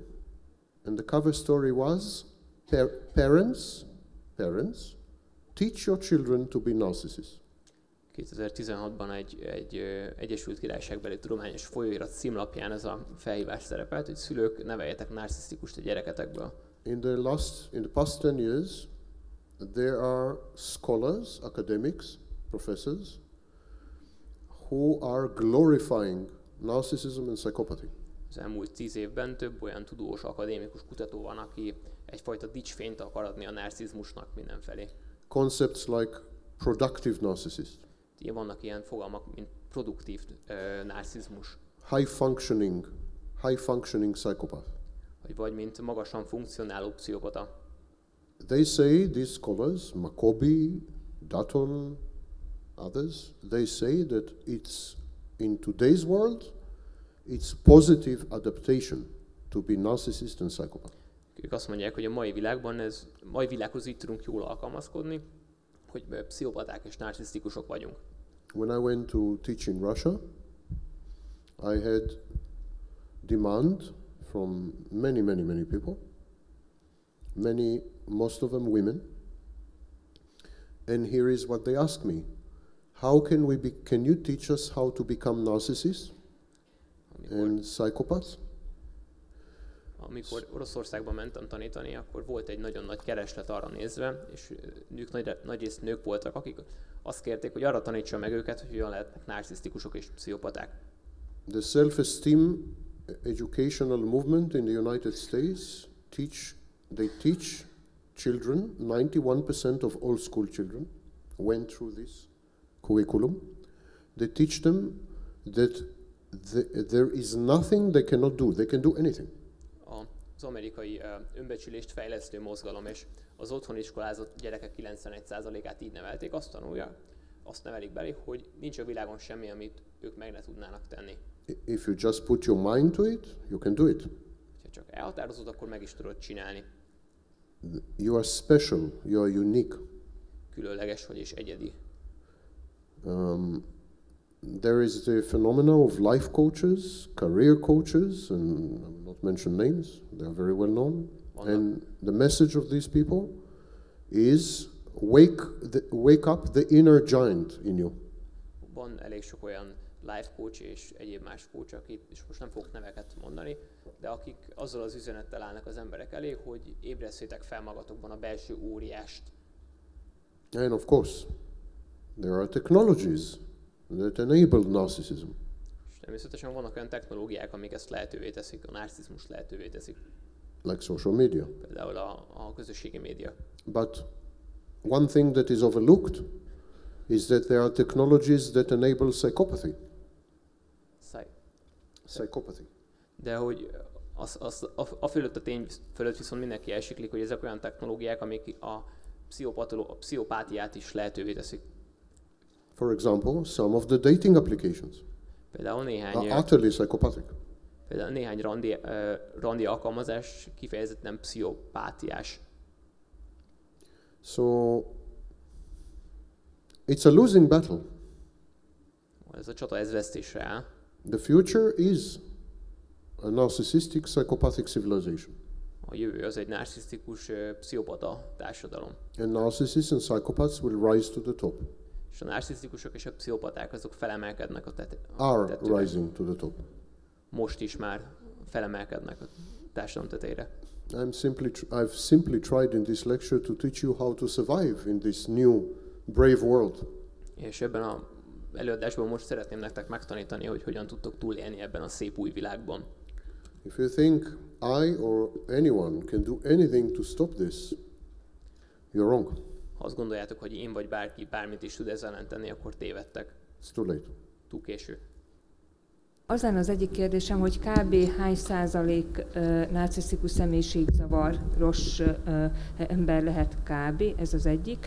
A másik, a narcisztikus ember tudja magáról, mindegyik náci, hogy ő másképp működik, és ő neki tudja, hogy ő egy másik náci, vagy ő tudja a másikról, hogy ő egy táplálékforrás. Egyik narcisztikus tudja a másikról, hogy az. Igen, hogy a narcisztikus mennyire van tisztában saját magával, hogy ő narcisztikus, tehát észreveszi-e, hogy a másik ember, ő egy táplálékforrás, vagy pedig egy narcisztikus, egy másik náci? So, two questions. The first one being, what's the percentage of narcissists in world population? The second one is whether narcissists recognize other narcissists or prey, and whether they are aware of this distinction in themselves and in others. Percentage in general population? Yep. Officially, the percentage of people diagnosed with narcissistic personality disorder in the general population is 0.97%. 1%. A népesség körében a hivatalos számadatok szerint 0,97% narcisztikus van. Diagnosztizálva, bocsánat. In inpatient and outpatient populations, people suffering from mental problems, the percentage of people with personality disorders is depending on the country, 10 to 15%. Hogyha mind a zárt intézményekben kezelt embereket, klienseket nézzük, illetve azon kívülieket, akkor országtól függően ilyen 10-15% a mentális betegségek előfordulása. Contrary to again online misinformation, narcissists are not overrepresented in prison. Psychopaths are. Ismét az interneten elérhető téves információkkal szemben nincs sokkal több narcisztikus börtönben, mint az adná magát, viszont pszichopatából pedig igen, felülreprezentáltak a narcisztikusokkal ellentétben. It's like the movie with Charlie Chaplin. Yes. Mint a Charlie Chaplin filmben. There's a movie with Charlie Chaplin, The Great Dictator. He plays Adolf Hitler, and he has a secretary, and he talks for half an hour, and the secretary pushes one button, and then he says "Punkt," and she types for half an hour, and with the translation I feel the same. I say one word, and then it's 2 hours. És olyan, mint a Charlie Chaplin filmben, hogy beszél Hitlerként Chaplin fél órát, és utána pedig a titkárnője megnyomja a gombot, és akkor fél óra szünet. So there are only two populations where psychopaths are overrepresented, and these are chief executive officers of Fortune 500 companies and prison population, criminals. Egyedül két populációban vannak felülreprezentálva a pszichopaták. Az egyik a top 500-as cégek CEO-i, illetve a börtönben lévők. These are studies by Robert Hare and Babiak. So Robert Hare és Babiak tanulmányai. So these are the official figures. I believe the real figure is something like 5 times more, higher. Ezek a hivatalos számok, én úgy beslem, hogy ez a valódi számok ennek 5-szöröse. My own personal statistics, because I have a database of 1,700 people diagnosed with narcissistic personality disorder. A saját adataim, nekem van egy 1700 fős adatbázisom diagnosztizált narcisztikusokkal. They answer a questionnaire of 700 questions, so I have million data points. 700 kérdésre válaszolnak, ezért egy millió adatponton van. And I compared this size to the general population size of forums, of victims, of this, of that, and making basic assumptions about family size, household size, adjusting, I get something like 5%. So I think prevalence of narcissism really is about 5% today, but officially 1%. Hivatalosan 1%. Én ezeket az adatokat különböző csoportokkal, meg a családtagok becsült számával többek között összevetve azt kaptam, hogy egy 5% környékén lehet ez az érték. What was the second question? Excuse me? The second question she asked? I asked you, the first was the percentage, the second was the whether they recognize each other or not. Oh. Narcissists recognize other narcissists, but not psychopaths. A narcisztikusok más narcisztikusokat felismernek, de a pszichopatákat nem. So narcissists fall prey to psychopaths. So the chain of food is like this: psychopaths eat narcissists, narcissists eat all others. Igazából úgy néz ki a tápláléklánc, hogy a pszichopaták általában verik a narcisztikusokat, szóval ők vannak felül, a narcisztikusok pedig mindenki mást megesznek. Now, there was a group of scholars in the 90s, Morningstam, Gunderson, others, that suggested that there is a subtype, a bridge between psychopaths and narcissists. 90-es években volt egy kutatócsoport, Morgenstein, meg egyébek, és a többiek, akik azt vetették fel, hogy a narcisztikusok és a pszichopaták között létezik egyfajta híd. And that's the psychopathic narcissist. És ez a pszichopata narcisztikus. Which is me. And én vagyok. We get the best of both worlds. És mi mindegyikből a legjobb elemet valakinek tudhatjuk. We are what we call in the United States twofer. Twofer means you pay for one, you get 2. És mi vagyunk a 2 az 1-ben. So if you date me, you get 2. One psychopath, one narcissist. Hogyha velem jársz, akkor mind a 2 csomagban megkapod. The psychopathic narcissists, they have antisocial behaviors coupled with grandiosity, to summarize.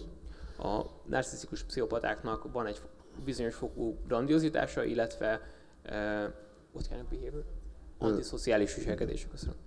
And they are coterminous. They are the same like what Kernberg called malignant narcissists. Mi vagyunk azok, akik Kernberg szavaival élve beteges narcisztikusok vagyunk, malignáns narcisztikusok. So when you hear malignant narcissist, it's actually psychopathic narcissist. Szóval amikor malignáns vagy beteges narcisztikus kifejezést hallod, az lényegében engem jelent. They are the elite force. They are the elite of the profession. There are very few of them. Ők a szakma csúcsa, és nagyon kevesen vannak. To qualify, you need to work hard. Keményen kell dolgozni, hogy ideig az ember eljusson. So there are few. Malignant narcissists or psychopathic narcissists are very few. De ez tény is való, hogy rossz indulatú narcisztikusból kevés van, nagyon kevés. Because there are very, very few, the Diagnostic and Statistical Manual Committee decided to keep the two diagnoses separate, not to unite them. Mivel nagyon kevesen vagyunk, ezért a DSM úgy döntött, hogy ezt a kettőt külön kezeli, mert olyan kicsi az átfedés. So psychopathic narcissists can recognize both psychopaths and narcissists. És a narcisztikus pszichopaták mind a kettőt felismerik, a pszichopatákat és a narcisztikusokat is. But grandiose narcissists cannot recognize psychopaths, and psychopaths eat them for breakfast, eat them alive. De a grandiózus narcisztikusok nem ismerik fel a pszichopatákat, és ezért a pszichopaták megeszik őket reggelire. I belong to both clubs. Én mind a kettő klubnak tagja vagyok. But look at me, I'm a smiling psychopathic narcissist. Nice. Nézzetek rám, én mosolygok. Azt szeretném kérdezni, lehet, hogy ostobán hangzik a kérdés, de mit tehet az, aki mondjuk minden tudása ellenére úgy érzi, hogy csak vergődik, és ahogy ön is említette, hogy hiába volt minden tudása, attól még a narcizmuson nem tudott változtatni. Tehát, hogy van-e valami kiút, vagy ez az unthinking, ez a elgondolom, hogy már nem tudom, kilépek ebből, tehát, hogy a másik oldalról van-e valami tanács? And what can you do if you are aware of your condition, you have come to your wit's end, and can you unthink these? How can you step out of this anyway? In any way? Out of narcissism. Or how can you improve your life in this? Which? I'm sorry. How can you step out of the victim role if you are once you're aware of a victim role? You mean as a victim or as a victim? I'm not sure I understand the question. No contact. No, I disagree. I hear it a lot from victims. This is excuse. Kifogás. Excuse. You will not starve. You will have bread. You will have water. You will have where to be. Go back to your mother. Only possible reason to be in extremely indirect contact is if you have common children. Egyedüli ok, miért érdemes a kapcsolatot fenntartani, az, hogyha közös gyerek van. Egyébként, ha van hol aludni, van kenyér, van víz, akkor menj el. És nagyon sokat hallom ezt másoktól. The truth is that victims, many victims, like to be victims. This is their comfort zone. They know how to be victims. They are experts at victimhood. Sok áldozatnak ez a komfortzónája, hogy they are professional victims. Hogy ő képzett professzionális áldozat, és victimhood becomes their identity. They are victims. This is their identity. Az identitásuk részévé válik, hogy ők áldozatok. So it's not about going no contact with a narcissist. It's about going no contact with yourself. Szóval ez nem csak arról szól, hogy egy narcisztikussal megszakítod a kapcsolatot, hanem saját magaddal szakítod meg a kapcsolatot. When you leave the narcissist, very often you have to leave yourself as well. Behind. That self that you have to leave it behind. Nagyon gyakran, hogyha egy narcisztikussal megszakítod a kapcsolatot, akkor magaddal is meg kell, azt a saját énedet is magad mögött kell hagyni. Your existence with a narcissist is already ritualized. It's a ritual. A saját kapcsolatod ővel ez is egyfajta szertartás már. It is exoskeleton. Egyfajta külső exoskeleton, külső váz. It provides structure. It's predictable. It makes sense of the world. It provides meaning. Struktúrát ad, értelmet ad, kiszámíthatóvá teszi a világot. You can predict. It provides predictability. You can predict. You know the rules. You know the ropes. All this together is called comfort zone.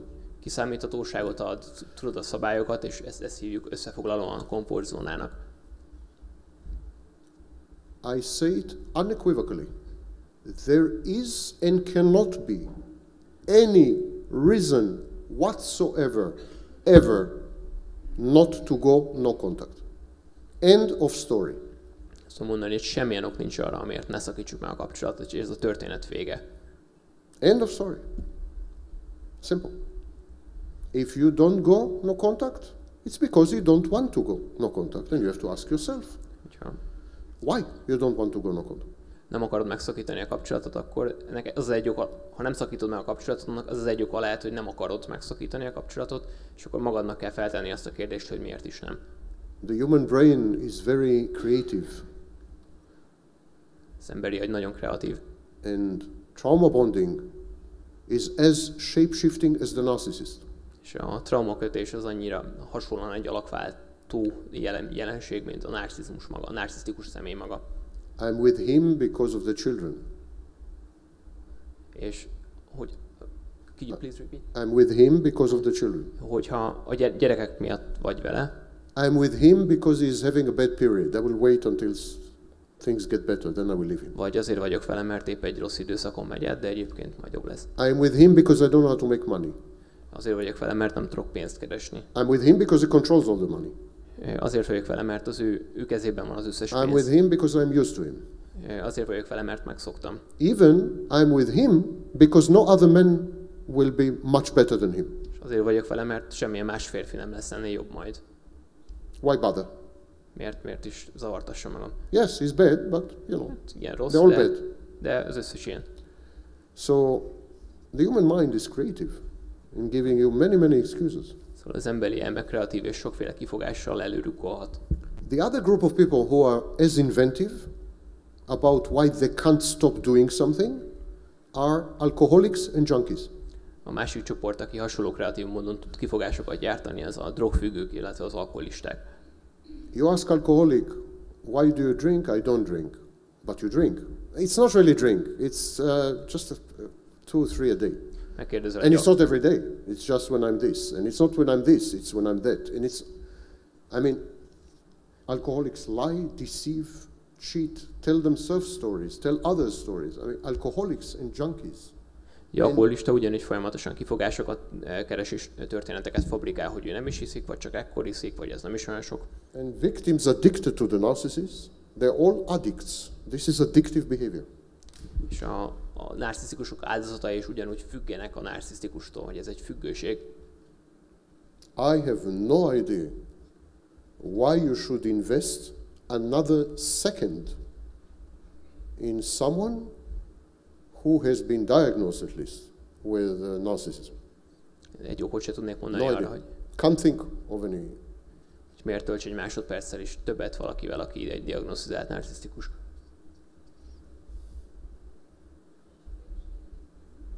I think you will have to come to the microphone. Are there any steps or phase or stages? Is it a spectrum? Yes. Igen. It is a spectrum. Everyone has healthy narcissism.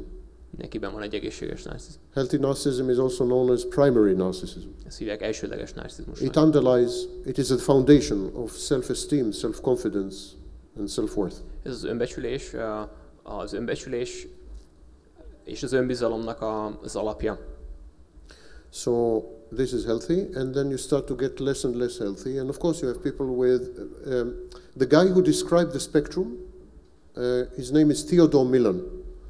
Theodore Millon wrote a book in the year 2000, Personality Disorders in Daily Life, and there he describes the spectrum. So you have healthy narcissism, narcissistic style, narcissistic behavior, narcissistic personality, and narcissistic disorder. 2000-ben Theodore Millon írta le a Hétköznapi élet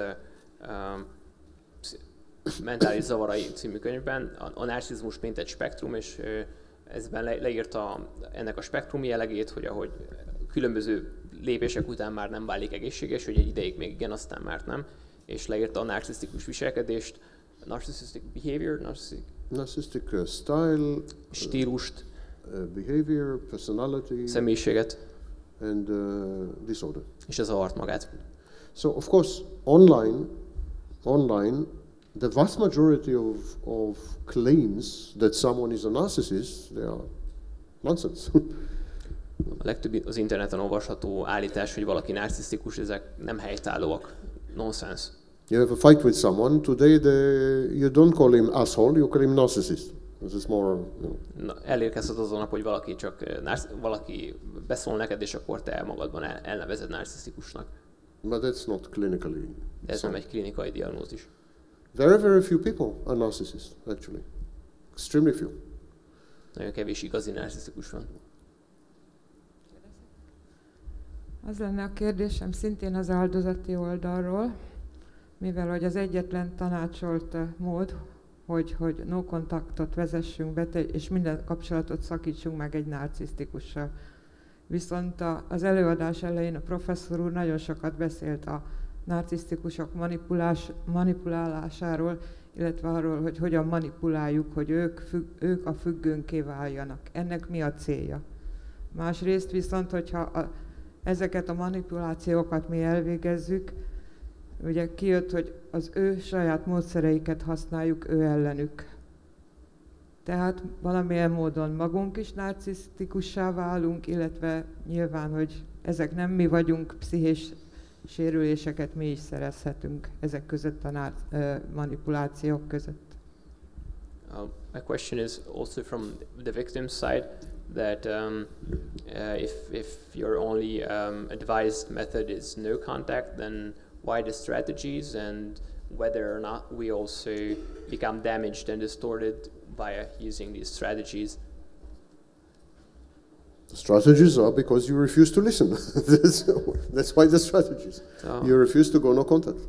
A stratégiák azért vannak, mert sokan visszautasítjátok azt, hogy megszakítsátok a kapcsolatot. For example, we tell people not to smoke. Például elmondjuk az embereknek, hogy ne dohányozzanak. Don't smoke. But many people refuse to listen, they smoke. Hogy hallgatnak erre? So we tell them, okay, if you smoke, come once a year for screening of the lungs, if you smoke. És ezért azt mondjuk nekik, hogy oké, hogyha dohányzol, akkor legalább évente egy szűrésre gyere el.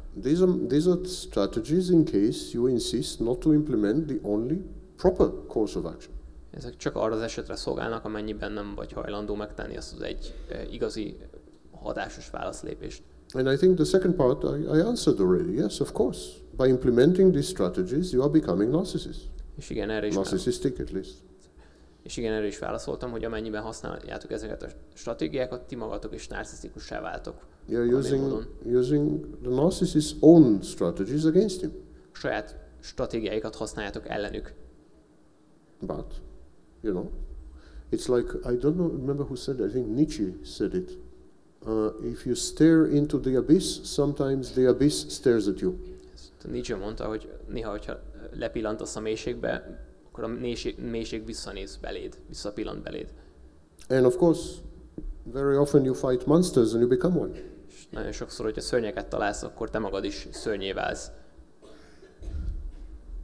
But that's your choice. Ez a te választásod. To stick around the narcissist, capture the narcissistic coronavirus is your choice. Ez egy narcisztikus koronavírus, te döntésed. I noticed that in the vast majority of your examples, you refer to a narcissistic person as a male.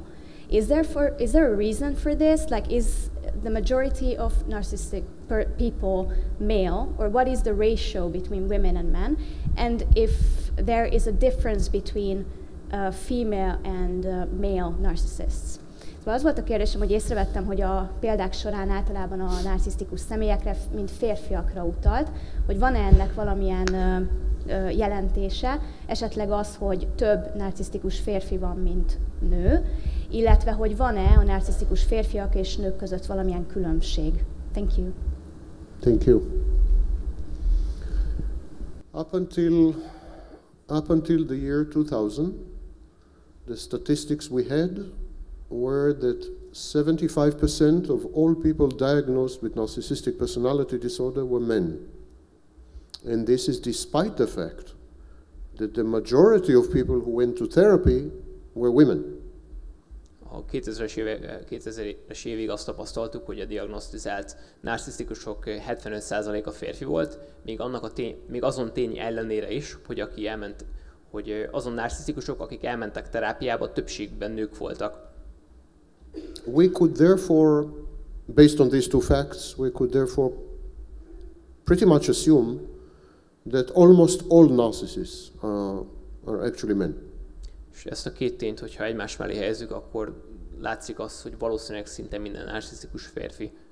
Things have changed since then. And today, depending on the country, in a growing number of countries, 50% are men and 50% are women. Dolgok azóta változtak, és több országban ez az arány már 50-50%. This led to a revision of the text in the Diagnostic and Statistical Manual, 5th edition, June 2013. És ezért a DSM 2013. júniusi 5. kiadásában hozzá kellett nyúlni a narcizmus eddigi megfogalmazásához, szövegeihez. Page 767. So the text. 265-ös volt. Seriously, it's a real page. 767. So the text was revised, and now it says that 50 to 75% are men. 50% to 75%. A mostani megfogalmazás szerint pedig 50 és 75%-ban férfiak a narcisztikusok. The growing number of women narcissists is part of a much bigger picture about changing gender roles. A női narcisztikusok arányának növekedése a nemi szerepek változását jelzi. Women have adopted male behaviors and male traits in increasing numbers, and today the vast majority of women under the age of 40 or 45, depending on the country, the vast majority of these women are indistinguishable, as far as our studies, indistinguishable from men, as far as behaviors, choices, cognitive functioning, sexual functioning, etc., etc., etc. I can give you as many statistics as you want. I don't know. One-night stands, women have almost as many one-night stands as men. It was unheard of only 20 years ago. You name it. I mean, women became men. In effect. Röviden összefoglalva, a nők egyre inkább férfiakká kezdenek válni, és sok országban a 40, illetve 45 év alatti nők különböző, és ezt több tanulmány vizsgálta, különböző mutatói, jellegzetességei megkülönböztethetetlenek a férfiaktól, az ugyanazon populációba tartozó férfiaktól, gondolok itt például az egyészakás kalandokra és hasonló jellegzetességekre. Women became men women have adopted the positive aspects of masculinity, for example, competitiveness, but unfortunately also the negative sides of masculinity. They've adopted the entire package. A nők nem csak a maszkulinitás pozitív elemeit tették magukévá, például a versengő szellemet, hanem ennek a negatív aspektusait egyaránt. For some very strange reason, women were really strange. I mean, I don't know why. Women did not discriminate, did not distinguish the positive sides from the negative sides. Ami általam felfogadatlanokból kifolyólag a nők nem tettek különbséget a pozitív férfi tulajdonságok, illetve a negatív férfi tulajdonságok között. So parameters like promiscuity or narcissism, which used to be exclusive male behaviors and traits, are now equally represented among women. Például a promiszkuitás, és a narcizmus, ami korábban egy férfi területnek vagy férfi jellegzetességnek számított, most már a nőkben ugyanúgy jelen van. And today, for example, the rate of adultery among women is equal to men. És a házasságtörések aránya a nők, illetve férfiak esetén ma már megegyezik. As I told you, one night stands or casual sex is almost the same, not yet the same, but matter of time. Majdnem ugyanitt tart az egyészakás kalandok statisztikája, már még nincs egészen egy szinten, de már közelítünk a fele. Psychopathic behaviors have exploded among women. Psychopathic, not narcissistic. A pszichopata viselkedésmód is egy óriási ugráson megy át éppen. Including criminal behavior. Including criminal behavior. És a bűnözői viselkedésmód is szintén. So while 20 years ago the answer would have been that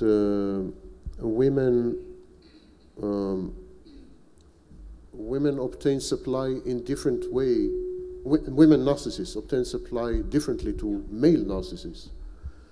Today, I don't think there's any distinction anymore. 20 éve az lett volna a válasz, hogy a nők másképpen jutnak narcisztikus forráshoz, mint a férfiak, de ez a különbség ma már lényegében kimutathatatlan. I'm sad to say this, because gender differences were the spice of life in some respects. Not talking about equality, but about differences. Most nem a nemi egyenlőségekről, hanem a nemi egyenlőtlenségekről van szó. Now, one thing we know from studies of suppressed minorities. So we have, of course, numerous studies about the Jews, numerous studies about Black Americans, Native Americans, minorities in the USSR. So we have a huge body of knowledge about what happens to minorities, suppressed minorities. Számos tanulmányban olvashatunk arról, hogy mi történik az elnyomott kisebbségekkel, gondoljunk csak itt a zsidókra, vagy Amerikában az afroamerikaiakra, esetleg a Szovjetunió kisebbségeire. And we know that when a minority has been suppressed for a very long time and then acquires new freedoms, they don't know how to use these freedoms. They become extremely narcissistic and psychopathic. Tudjuk azt is, hogyha egy kisebbséget túl sokáig nyomnak el, akkor az újonnan megkapott szabadsággal úgymond nem tudnak mit kezdeni, ezért narcisztikussá válhatnak. Possibly there's hope. Remélhetőleg van remény. Women have been enslaved for thousands of years. A nőket évezredeken keresztül elnyomták. Mistreated and abused institutionally for thousands of years. Intézményesen elnyomták őket, sőt, sokszor bántalmazták is őket. And have developed the weapons of the weak. Ezért felfegyverezték magukat. Among them, passive aggression. Így például a passzív agresszióval. Which is a variant of narcissism. Ez egy narcizmus egy jellegzetessége. I want to believe that once everyone, including men, gets comfortable with the new status quo, I want to believe that these manifestations will abate, will go down. Szeretnék hinni abban, hogyha mindenki a társadalomban, így a férfiak is megszokják ezt az új status quót, akkor ezek el fognak majd tűnni. But history says exactly the opposite.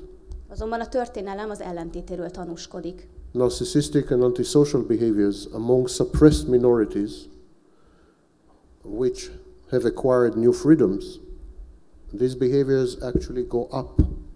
Azokban a társadalmakban, amelyeket hosszú időn keresztül elnyomtak, a narcisztikus viselkedés egyre szembeötlővé válik. So my optimism has no foundation in history. If we judge only from history, women will become equally, if not more, represented in crime, in extreme narcissism, in destructive activities, and so on. Hogyha pusztán a történelmet nézzük, akkor azt mondhatjuk, hogy a nők is ugyanolyan arányban fognak majd elkövetni esetleg bűncselekményeket, vagy ugyanolyan arányban lesz köztük majd narcisztikus személy is. Jó estét, köszönjük az előadást, tehát ez valóban nem Disneyland. A professzor úr említett 8 metódust arra, hogy hogyan lehet kezelni a narcisztákat. Az eldobás utáni extrém agresszióra esetleg van-e valami tanácsa gyereknevelés miatt? Thank you very much for your presentation. It really was no Disneyland. And reflecting on the 8 methods that you described to us, I would like to touch on the extreme aggression, whether it has any use in, or whether it has any facts in raising children. Like what is? Sorry? So extreme aggression after discard. Oh, after discard, sorry. Extreme aggression by the narcissist, I assume. By the narcissist. Aggression has effect on children, of course. Before discard, after discard, narcissist, not narcissist. Aggression always has an impact on children. Az agresszió nyilván minden esetben hat a gyermekekre. Because children cannot integrate aggression into a view of the world. The children are constructing a view of the world. And they cannot integrate aggression well into that. Ez azért van, mert a gyermekek nem képesek beépíteni az agresszivitást a világukba. One of the ways they integrate aggression is by internalizing it. So they either become aggressive or they become suicidal. These two. Depressed, suicidal. Talán két módja az agresszivitás kezelésének az lehet, hogy a gyermek vagy azzá válik, vagy pedig depressziós lesz, vagy esetleg szuicid gondolatai támadhatnak. So if the aggression is systematic, repeated, etc., these children have much higher chance of becoming criminalized, externalized aggression, or self-destructive. Could be anything. Drugs, I don't know what. Self-destructive. Hogyha hosszú ideig vannak kitéve a gyermekek ilyen agresszív viselkedésnek, akkor megnő az esély arra, hogy a gyermekek egyrészt agresszívá válnak, másrészt pedig esetleg bűnözői életmódot folytatnak, vagy a szerhasználat esélye is megnő, például drogfüggőkké válhatnak. If the aggression is within the family structure, if they see aggression in the family, the chances of them becoming abusers, physical abusers, in the future, in their own families, are higher than 50%. Hogyha családon belül történik az agresszió, akkor több mint 50% esély van arra, hogy az agressziót elszenvedő gyermek a saját családjával is agresszív lesz, illetve bántalmazói státuszt tölt majd be. Aggression is intergenerational, carries forward. Hát generációkon átívelő dologról van szó, hogyha az agresszivitást nézzük. There is a distinction, also we should make distinction between physical aggression and other forms, like verbal aggression. Azonban különbséget kell tennünk a fizikai és a verbális agresszió között. Both forms carry forward. So a child exposed to physical or verbal will abuse physically or verbally his wife, his children, and so on. Mindegy, hogy a gyermek fizikai vagy verbális abúzusnak van-e kitéve, szinte biztos, hogy azt a saját családjával is folytatni fogja. But as far as self-destruction and criminalized behavior, verbal aggression has very little effect, only physical and sexual. Azonban, ami az önpusztítást és a droghasználatot, drogfüggőséget érinti, azt mondhatjuk, hogy a verbális abúzusnak kisebb szerepe van, mint a fizikai, illetve a szexuális bántalmazásnak. So, let's summarize. If the child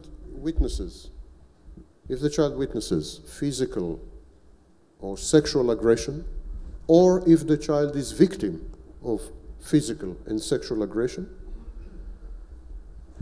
hogyha a gyermek szemtanúja, illetve elszenvedője a fizikai vagy szexuális bántalmazásnak, then this child will become destructive, other destructive or self-destructive. Akkor ez a gyermek destruktív lesz másokkal szemben és önmagával szemben is. If the child witnesses verbal aggression or is victim to verbal aggression, the child will express verbal aggression only in the family structure, so when he has a family. Hogyha egy gyermek verbális abúzust szenved el, vagy annak szemtanúja, akkor ő is verbális abúzust fog majd elkövetni, de a saját családján belül. And is not likely to develop criminalized behavior or self-destructive behavior. És nem valószínű, hogy ő aztán bűnözővé válik, vagy esetleg önpusztító életmódot fog majd folytatni. One of the reasons we think is that the child can oppose verbal abuse much better than physical abuse. Ennek az egyik oka az lehet, úgy gondoljuk, hogy a verbális abúzussal szemben sokkal jobban tud egy gyermek védekezni. Helplessness is much bigger in physical abuse than in verbal abuse. A tehetetlenség a fizikai bántalmazás során sokkal erősebb, sokkal nagyobb, mint a verbális abúzus során. But if the child witnesses verbal abuse between two adults, mother and father, let's say, then it's a different story. Then it carries forward to his family. Az azonban más történet, hogy mi van akkor, hogyha egy gyermek két felnőtt, mondjuk az édesapja és az édesanyja között szemtanúja a verbális bántalmazásnak, akkor valószínű, hogy ezt majd a saját családjában is ő folytatni fogja. And the effects are the same if he witnesses physical aggression between two adults, significant adults, and if he experiences physical aggression. So the effects are the same. A hatása ugyanaz, hogyha a gyermek két számára jelentős, nagyon fontos személy között fizikai bántalmazást tapasztal, lát, vagy hogyha ő szenvedi el azt a bántalmazást, akkor a hatások ugyanazok. Equal damage, and with this I will finish the answer, equal damage if there is passive-aggressive aggression, if aggression is in the air, not expressed, but in the air. Passzív-agresszív abúzus során is hasonló a helyzet. If the adults are not aggressive physically, not aggressive verbally, but they hate each other, and it's clear. I mean, they don't talk, silent treatment, even this has effect on the child. Például a szülők nem mondják ki, de látható rajtuk, hogy gyűlölik egymást, megvetik egymást, akkor ugyanúgy az hatással lesz majd a gyermekre. And this is precisely why we think that divorce is always better than bad relationship. Pontosan ezért gondoljuk úgy, hogy a vállás minden esetben jobb, mint egy ilyen viselkedés, mint a gyermek számára. And also the reason why we appoint primary custodian, one parent who is in charge, because not to continue the marriage in other way. Pontosan ezért jelölünk ki egy gondviselőt a gyermeknek a két szülő közül, hogy ki lesz az, aki gondját viseli a gyermeknek. But also depends on the age. If the child is 18, 16, it's a different story. If the child is 4. Természetesen függ a gyermek életkorától is. Nem mindegy, hogy a gyermek 16 vagy 18 éves például. There is a period, very dangerous period, called formative years. Formative years. Van egy nagyon fontos periódus, ez a formatív periódus a gyermek életében. This is 4 to 6 years. Ez 4-6 éves korban van. Okay. To all the survivors, thank you for coming. Akik túlélték az előadást, köszönöm, hogy itt voltak. It was a pleasure to torture you. Nagyon örültem, hogy kínoszhattalak benneteket. And I hope to see you again. És remélem még találkozunk. Thank you for the translation.